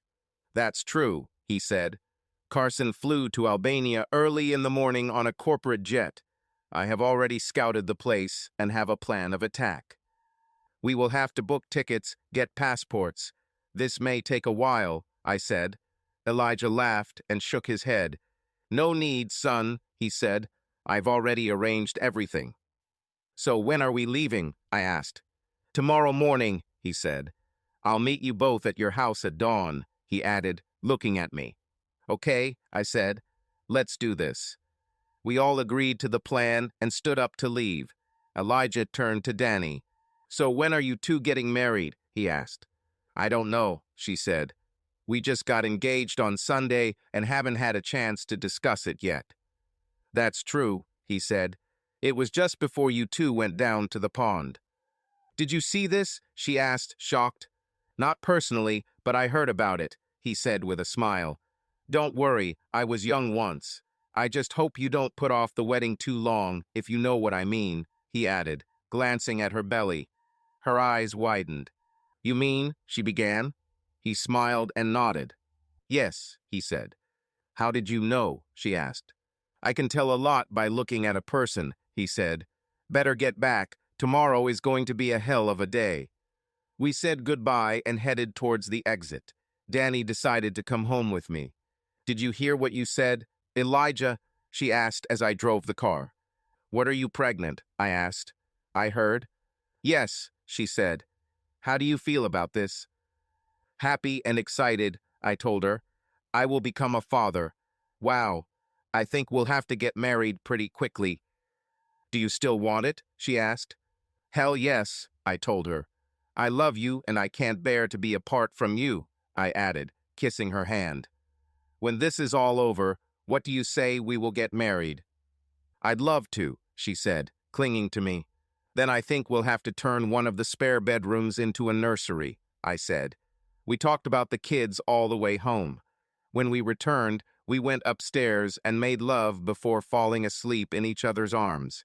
We both woke up at 4 a.m. and showered together before getting dressed. We drank a quick cup of coffee before Elijah knocked on the door. Ready? He asked me. I nodded my head. Fine. I think I need to swear allegiance to you first. Okay, I said. He nodded. Raise your right hand, he said. I did as he said. Do you promise and swear and all that? He asked. Yes, I swear, I said. He pinned the badge on my shirt. Congratulations, you are now a deputy sheriff, with all the rights and protections that come with it, he said. And may God have mercy on your soul. Thank you, I said. Don't thank me yet, son, he said. We've just started. He turned to Danny. Do you have a restraining order? Here it is, she said, handing it to him. He nodded. Okay, he said. It probably won't take long, so I'll have you saddle up Ringo and meet us at the edge of the clearing overlooking Jacob's ravine. Okay, she said. Meet me there. We all went outside and Elijah walked up to his horse. He returned with a rope in one hand and a rifle in the other. I realized it was a Winchester Model 1892 in 4440 with a modified lever. He handed me the rifle. This is for you, son, he said. It was slightly modified, especially for you. He pointed to a small pin on the underside of the lever. Raise it until it clicks, and all you have to do is cycle the lever to fire. You don't even have to pull the trigger. Come on, try it. He pointed to a tree stump in the middle of the backyard. Fire 5 good shots at that stump, he said. Just keep the rifle pointing in the same direction. I raised the pin until it clicked and pressed the rifle to my shoulder, just as my father had taught me so long ago. No, no, son, said Elijah. Shoot from the hip. I pressed the butt of the rifle against my upper thigh for support and aimed it as he said. That's it, Elijah said. I cycled the lever quickly 5 times. I was amazed at the ease with which the lever moved. Each time the rifle fired, I saw all 5 shots hit the center of the stump. When I was done, I lowered the pin and cycled the rifle again to eject the last shell. "Wow," Danny exclaimed. Elijah smiled and patted me on the back. I was pleased with myself. "You will still make a lawyer, son," said Elijah. Danny turned to me with a smile, her eyes sparkling. "My husband is a gunslinger," she declared proudly. "Dad will go crazy when he sees this." "That was cool, wasn't it?" I asked her. "It was really cool," she said. "Now these bad guys don't stand a chance." I laughed. "Well, if you two are done playing, we should go," said Elijah. "Do you want to go in my car?" I asked. Elijah shook his head. "No need," he said. "Just stay here." As I watched, he twirled the rope over our heads and threw the noose at us. The next moment, we found ourselves in an empty corridor. "Follow me," he said. "I will speak. You just keep an eye on security." "Got it," I said. Elijah opened the door and walked inside. I followed him. 3 guards stood up as we entered. "How can we help?" asked one of them. Elijah took the court order from his pocket and handed it to the guard. "We came from Michael Bradley," he said.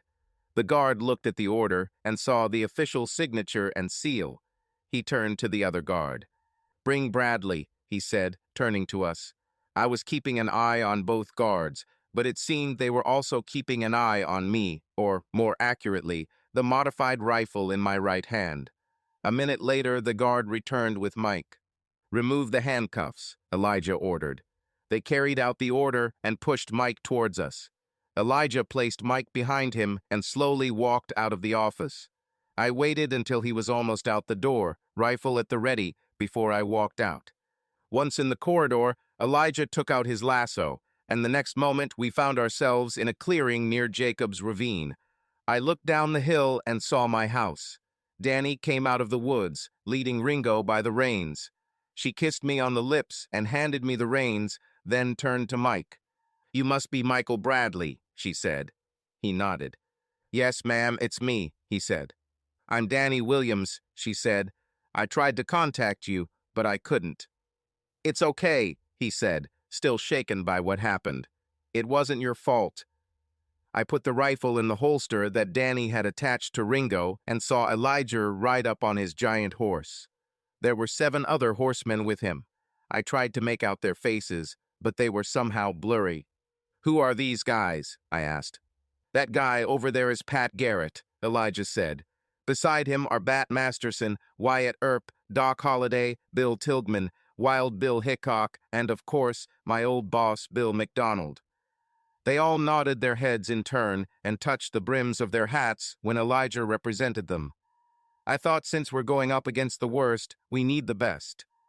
"Nice to meet you," I said. One of them spoke. "Are you sure you want to take this new recruit with you, Elijah?" asked the man. "Damn, he's barely out of diapers." I thought the comment came from Doc Holliday, but I wasn't sure. "Have you ever fired a revolver, boy?" he asked. "Yes, sir, he did," I said. "I mean, into a person," he added. "He shot," I said, "and I will do it again if necessary." "Don't know, Elijah," he said. "We're already dead, so they can't kill us again. I don't have time to babysit a young mortal." "Do you know anything about computers?" asked Elijah. "What the hell is this computer?" asked the man. The others laughed. "Exactly," Elijah said. "He is my grandson. He is also my deputy. He's driving, period. He's protected, and he can handle it."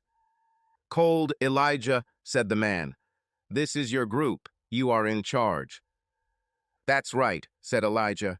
He turned to Mike. "Have you ever ridden a horse, boy?" Mike shook his head. "No, sir," he said. Elijah extended his hand to him. "Okay, get up," Elijah said. "Just hold on tight because it's going to shake a little." He turned to me. "Kiss your woman and let's go, son." "Yes, sir," I said.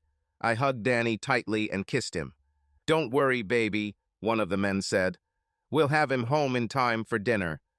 The others chuckled. Breaking the kiss, I climbed onto Ringo. "I love you, Danny," I said. "I love you too," she said. She turned to Elijah when I drove up to him and Mike. Elijah Jones, you better bring my man back to me safe and sound if you want you to be okay, she said loudly. Elijah looked at me, raising his eyebrows in surprise when she spoke to him. Are you sure she's not related to your grandma Lizzie? He asked. They sound very similar. We all laughed about it. He turned to her again and smiled. Don't worry, Danny, he said. Your son will not grow up without a father. I promise you this. I turned to her. Watch my message, I said, and prepare everything for later. I'll be fine. I'll wait, she said. I love you. I love you more, I said, turning back to the front. Elijah looked at us all before giving the command. Went, he shouted, driving his spurs into his horse. We all joined him, and I held on tight while Ringo ran as fast as the other horses. I saw that we were heading towards the cliff marking the ravine and wondered if we were going to jump over the edge. Suddenly, a large dark hole opened in front of us just above the ground, and when I thought we were going to fall off the cliff, we went through this hole and ended up in another place. I didn't know where we were, but I assumed it was Albania. It was still dark here, and the moon was shining brightly. We stopped at the top of the hill and looked around. Below, I saw a fenced-in complex with a large building in one corner. It seemed like the only entrance was through a large iron gate. What the hell is this? Wild Bill asked, pointing to the opposite end of the complex. I looked and saw a pretty new Learjet. It's a Learjet, I said. Airplane. I realized that these people probably had no idea what I was talking about. He flies like a bird. You're kidding me, he said. I saw something like this before the Great War, said Bill McDonald, referring to the First World War. But what I saw was much smaller and had 2 wings. We've come a long way since then, I said. Looks like it, he replied. That means Carson is here, Elijah said, and he probably brought reinforcements. Isn't this the head of this operation? Asked Doc Holliday. Yes, said Elijah. And I'm sure they all have automatic weapons, I said. What is an automatic weapon? Asked Wild Bill. It shoots as long as you hold the trigger, I said. A modern version of the old Gatling gun.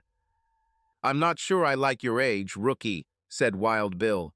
Flying cars, automatic weapons. Crap. But we have electricity, hot and cold water, and indoor toilets, I said. The others laughed. How are we all going to get through this gate? Asked Wyatt Earp. He had an important question. Elijah and the rest could probably walk through them as if they weren't there. Mike, Ringo, and I couldn't, however, and I didn't think Elijah's lasso was big enough to cover all of us with horses and equipment. Elijah pulled out a long Civil War rifle with a scope that ran the length of the barrel. I didn't know where he hid it. I'll take care of it, he said. As soon as the gate opens, you guys will go in there and lure them out. Make as much noise as possible. Shoot to kill. Me, Mike, and Amos will go into the building and do what we need to do. Mike will deal with Carson and his ex, and Amos will get evidence against Acme. I'll come back and help you finish the job. Any questions? No prisoners? Asked Pat Garrett.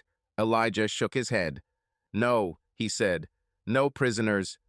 Everyone nodded in understanding. Okay, said Elijah. It's time to act. He raised the rifle to his shoulder and took careful aim. When he fired, I saw sparks fly up at the junction of the gate and the fence. When the gate opened, the other men rushed towards it, shooting. Alarms went off and bright lights flooded the complex as men armed with AK-47s ran out to meet the threat. Elijah stayed back until they were sure everyone had left the building. We moved forward and entered the building through large double doors, which the men inside opened when they came outside. Looking to my left, I saw what looked like an office and headed in that direction, while Elijah and Mike headed to the center of the building, where a woman was lying on a bed connected to wires and tubes. I tied Ringo to a post on the floor, took the rifle and saddlebags, and went inside. There was a laptop on the table next to the file cabinet, so I put down the rifle and saddlebags and opened the screen. Damn, I thought. It was blocked. I looked around for anything that could tell me the password, but found nothing. In desperation, I took the laptop and looked at the bottom. Of course, there was a piece of paper stuck there with a set of letters and numbers. I entered them and was surprised to find myself in their system. I quickly looked and saw several folders with documents, videos, and photos. I figured I didn't have much time, so I opened my browser, logged into my secure online FTP, and started transferring files. While this was happening, I looked through the file cabinet and found many folders marked Acme. There were tons of documents, DVDs, and flash drives, so I stuffed everything I could into my saddlebags. I waited and watched as the file transfer happened. I heard the sound of gunfire outside and hoped that I would make it before they returned. I looked out the side window and saw Mike standing next to the bed. Elijah had already left to join his group on the street. I could only wonder what was happening. Mike. As we approached the bed in the center of the building, I looked at the woman and realized that it was her, my unfaithful ex-wife Gloria. She looked terrible. She had lost a lot of weight and her face was gaunt. There were several tubes connected to her, and I could only guess what they were injecting into her. I hated what she did, but I hated seeing it even more. The big man stopped his horse and helped me down. I saw rage in his gaze. "You have two jobs, partner," he said. "First, you need to help your ex-wife transition. What she did to you was wrong, and she knows it. She's paying for it now and won't last long. She has already made peace with God, and now she needs to make peace with you. I know it will be hard, but you have to let her do it. If you don't do this, it will haunt you for the rest of your life. Remember, this is for your own good. Do you understand me?" I nodded. "Yes, sir," I said. He nodded and handed me the biggest knife I had ever seen in my life. "The next thing you need to do is kill the bastard who did this," he said. "Do you think you can handle it?" "Absolutely," I said. "Okay," he said. "My group and I will give you all the time you need. Don't lose this knife. I promised the guy who lent it to me that I would return it." "I won't lose it," I said. He got back on his horse and walked off in the direction we had come from. I turned to Gloria. Her eyes lit up when she saw me. "Mike," she asked in a weak voice. "Is that really you?" I nodded. "Yes, it's me," I said. "What happened to you?" "They're killing me, Mike," she said. "After I signed the divorce papers you filed, Doug said we were going to Europe to celebrate a big business deal. Only later did I find out that he was actually going to sell me into slavery. They brought me here and used me horribly for several weeks. Then they connected to all this. Doug was very angry at you, and he took it out on me. He told me that you died. He said you attacked him and security had to eliminate you." "Looks like we've both been duped," I said. "That's right, cuckold," I heard Doug say. I looked up to see him standing at the foot of Gloria's bed, a grin on his face. "How did you get here so quickly? You've just been released. I will have to visit Judge Stone and thank him personally for this." "You fucking bastard," I growled. "Remember what I told you the last time I saw you?" "Yes," Doug said. "Something about killing me. How do you do it? My guys are already dealing with these cowboys on the street and will be back soon. I think you and Gloria will die together." I killed him. Shaking, I turned to Gloria and sat down on the bed next to her. "Oh, Mike," she moaned. "I'm so sorry about all of this. I became stupid, selfish, and greedy and thought I could have everything. Don't be sad about me. I deserve it. I deserve a divorce. I deserve to die. All I ask is that you forgive me, please." I thought about what she said and what this other man said. I realized that he was right. If I did not accept her attempt at reconciliation with me, it would haunt me for the rest of my life. It was the hardest thing I've ever had to do. I looked at her and gathered my courage. After all, I once loved her more than anything in the world. "Okay, Gloria," I said. "I forgive you." Her face lit up for a moment as she tried to smile. "Thank you," she said, with tears in her eyes. "And thank you for avenging me. Now I can die in peace. Can you just hold me? I'm so cold." I lay down on the bed next to her and hugged her, holding her close to me. She seemed so small, so cold in my arms. "I love you, Mike. I've always loved you. It's so nice." It didn't take long. less than a minute to be honest, before I felt her tense up. I looked at her face and saw that her eyes were wide open, looking at something that I could not see. "Oh, wow," she said. For a moment, a strange light surrounded her, and when it disappeared, I knew it was all over. Her body was still there, but she was no longer there. Her eyes were wide open, but her pupils were fully dilated, and she had a small smile on her face. I laid her body on the bed, closed her eyelids with 2 fingers, and completely covered her. "Goodbye, Gloria," I whispered, hoping she had found her peace. At that moment, I heard Amos calling me from the other end of the building. Amos. I watched the file transfer happen. I thought it would take forever. I looked out the office window and saw Mike standing face to face with someone. I couldn't see everything because his back was blocking my view. After a while, I saw him sit down on the bed next to his ex-wife. Finally, the transfer was completed. I sent a message to Danny with the address where the files were saved. I also sent her the password and hoped that was all she needed. I turned off the laptop and put it, along with the power adapter, in the saddlebag. I realized that everything was ending on the street as the shots gradually died down. I grabbed everything and ran to Ringo.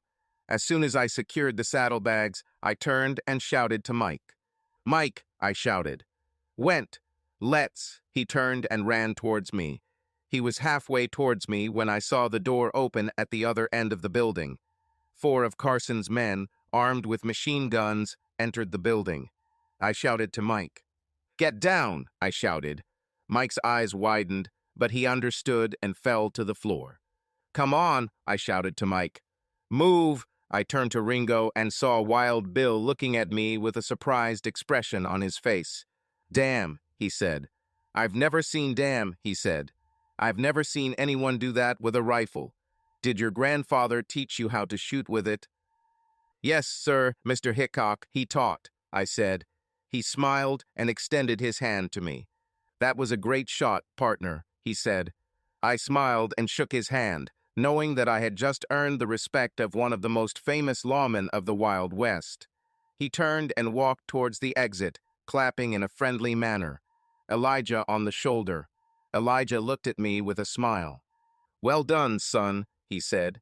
"Did you get everything you need?" "Yes, Grandpa," I said. "You know, I taught you how to shoot that rifle, but I never taught you how to do that spin trick. Where did you get this from?" he asked. "Saw this on a TV show a long time ago," I said. "I've always wanted to try it myself." He nodded. "TV show, huh? Well, just don't let it go to your head, son," he said. "If you are too confident, you will become careless. Then you will meet someone faster or better, and it could end badly." "Got it," I said. "Still, you did great, son," he said. "I'm proud of you. Very proud." "Thank you, Grandpa," I said. "Ready to go?" he asked. "Yes," I said. "I've already sent Danny everything she needs." "Okay," he said, nodding his head. He turned to the others, who were now gathered at the end of the building. "We better get on our horses and get home, boys." We mounted our horses again and headed back the way we had come. As before, a large hole opened up in front of us, and we walked through it, ending up in familiar territory. I was riding ahead of the group with Elijah as we walked down the hill to my house. Danny saw us coming down and ran out of the house, jumping into my arms as I got off Ringo. "Thank God you're okay," she said, crying, hugging me tightly and kissing me. "Your guy did a great job," Wild Bill said as he walked by. I kissed Danny and stepped back, handing her the saddlebags containing the files and laptop. "I hope this helps you," I said. Her eyes widened as she looked into the bags. "Did you send this to your friend?" "I sent it," she said. "It'll take a few days to sort through this, but she said it's enough to bury Acme." "I hope they get going soon," I said. "Look, honey, why don't you take care of the boys while I take care of Ringo?" "Okay," she said. "I'm so proud of you," she added, kissing me again. They entered the house, tying their horses to the railing in front of it, and I led Ringo to his paddock. I calmed him down and entered the house, holding the rifle in my hands. "Well, guys, we have one more thing left for today," said Elijah. Is everyone ready? They all nodded. Elijah turned to Mike, who was still wearing the overalls we found him in. How are you holding up? He asked. Mike nodded his head. I'm fine, he said. It just takes time to digest it all. Would you like to shower and change before meeting with the council? I asked. He looked at me and nodded. If it's not too much trouble, he said. Okay, I said. Go upstairs. I think I have things that will suit you.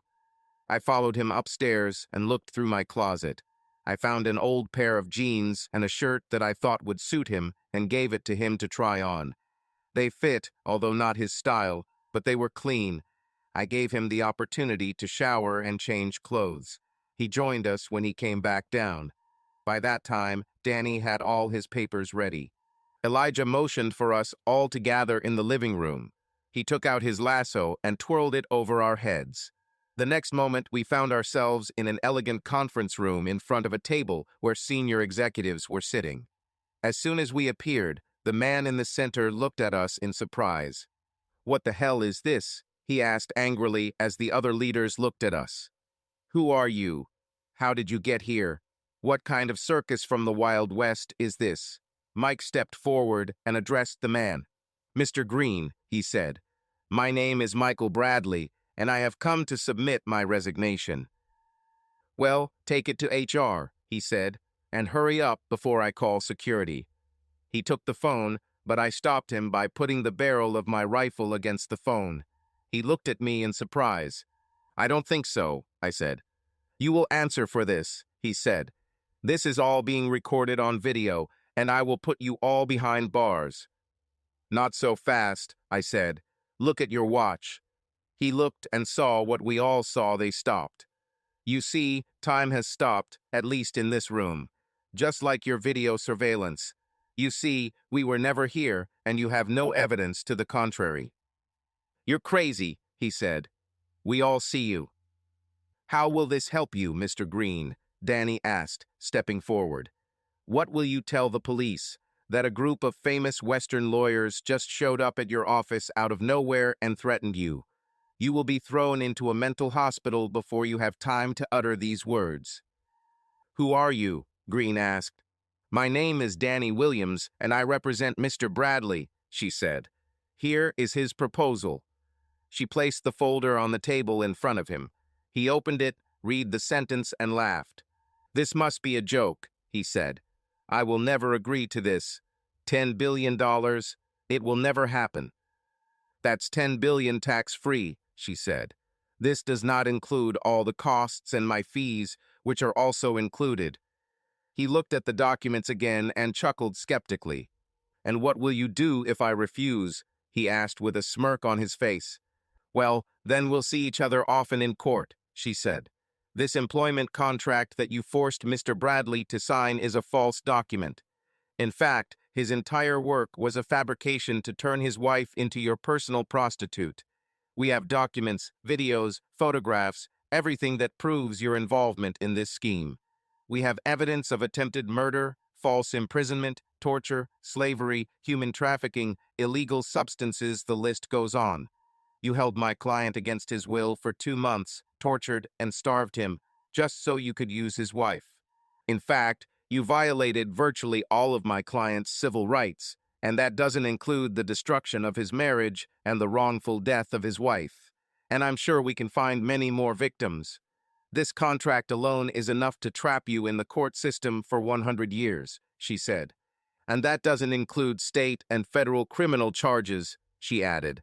Just imagine the reputation Acme will have when all this hits the media. Hearing this, Green's face turned white. Look, I can't approve this alone, he said. We need to discuss this and vote, and the CEO needs to speak up. Bullshit, Green, Mike said. Your company taught me well about financial control. You can approve it right now on your own. As president and chairman of the board, all you have to do is open your application, enter the code, and you're done. You don't need Carson for this. Speaking of Doug, said another man sitting at one end of the table. Where is he? Where is my brother? Are you Doug Carson's brother? Mike asked. Yes, why do you ask? He answered. You were Gloria's first boss? He nodded his head and stood up. Yes, he said. So you talked Doug into making it like this, Mike said. The man walked around the table and stood in front of Mike. Yes, he said.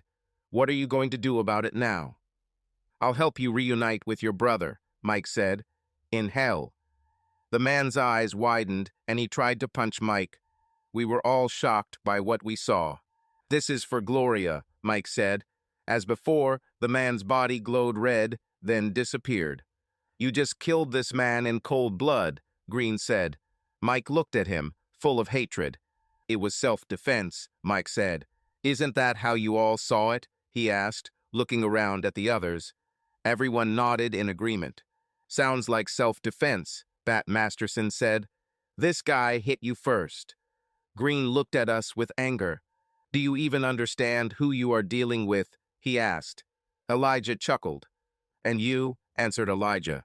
Suddenly the room darkened and the temperature in the room dropped sharply. I noticed that Green and the rest of the council were looking behind us in horror, and I turned around. Elijah and the rest of the lawyers seemed enlarged, their faces blurred. Their eyes glowed like the flames of a campfire.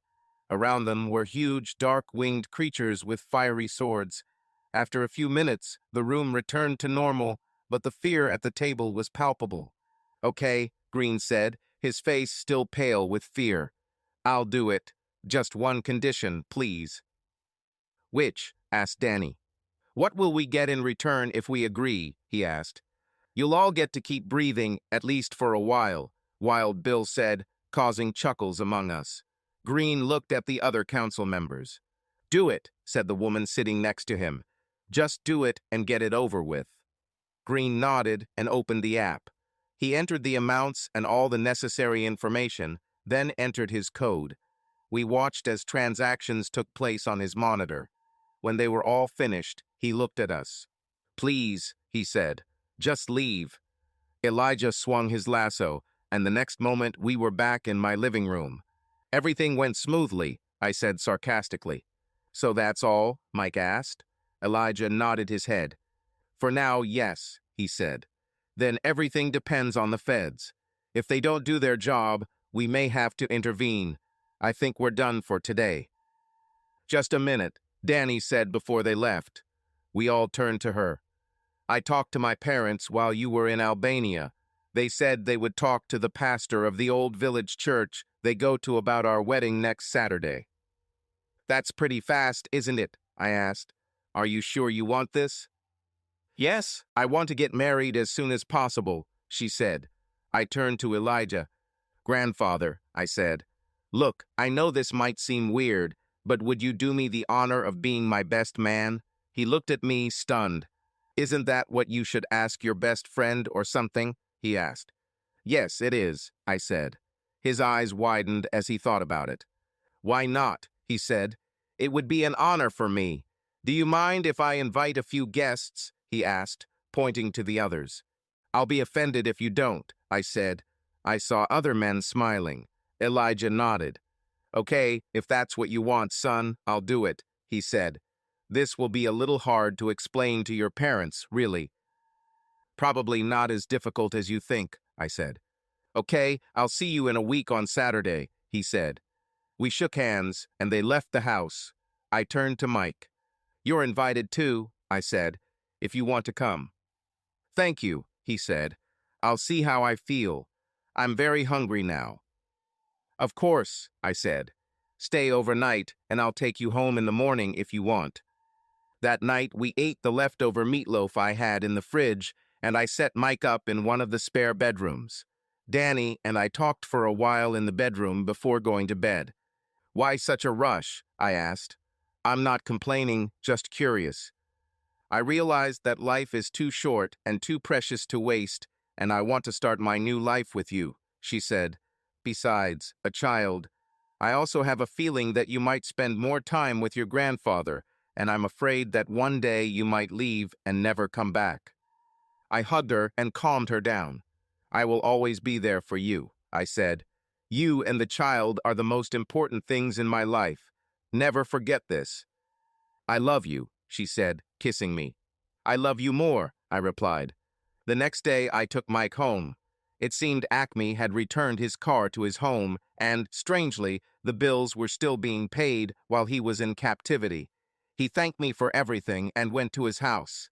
I saw that he was lonely and heartbroken, and I made a mental note to keep an eye on him. I also asked Danny about the amount she received for Mike. "Is this deal really going to hold?" I asked. She nodded. "Oh, yes," she said.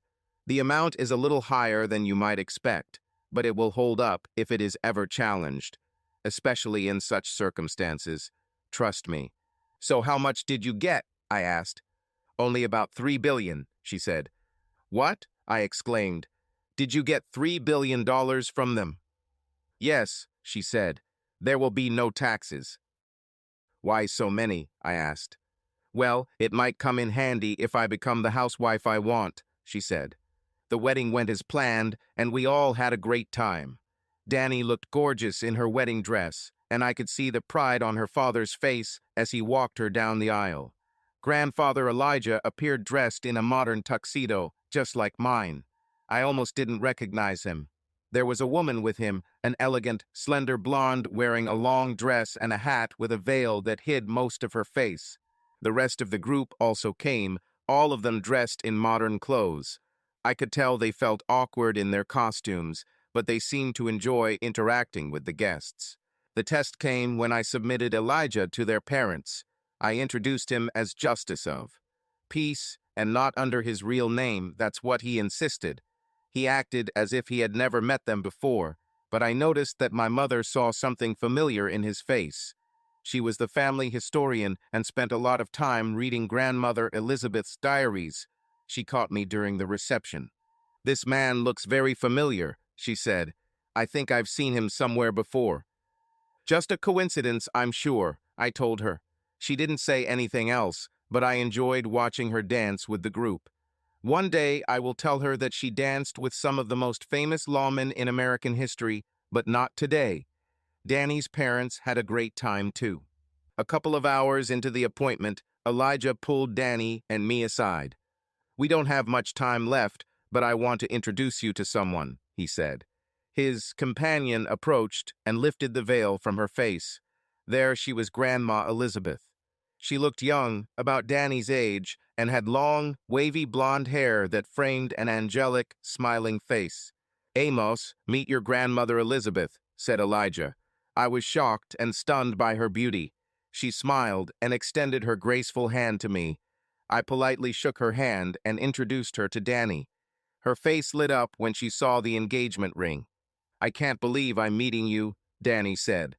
"I always wondered if you would approve of me wearing your ring." "Of course, dear," said Lizzie. "I can't imagine anyone more deserving. I know you will be a wonderful wife to Amasu and a great mother to your children." She turned to me. "Amos, I want you to know that I am very proud of you and I love you both." "I read your diary," I said, "and I feel like I've known you all my life." She smiled and gently touched my cheek. "I'm glad, Amos," she said. "You're more like your grandfather than you think. Maybe one day Danny will add his own chapter to this diary. Just know that we are always here for you." "Thank you, Grandma," I said. "I love you," I added, hugging her. She hugged me back, and I felt her warmth. It was strange, but there was a strange warmth emanating from her that was also very calming.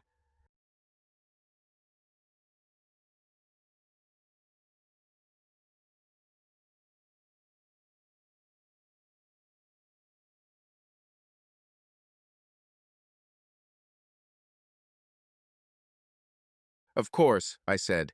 "I'll tell him. Thank you." "We have to go, dear," said Elijah. She nodded and kissed Danny and me on the cheek before lowering her veil. "Remember," she said, "we are always with you." "I'll be in touch, son," he said. "Elijah," he turned to Danny and kissed her on the cheek. "Welcome to the family," he added. He turned to his group and gestured upward.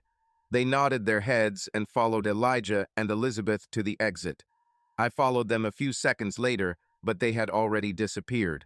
I turned around and almost collided with my mother. "Where have these charming people gone?" she asked.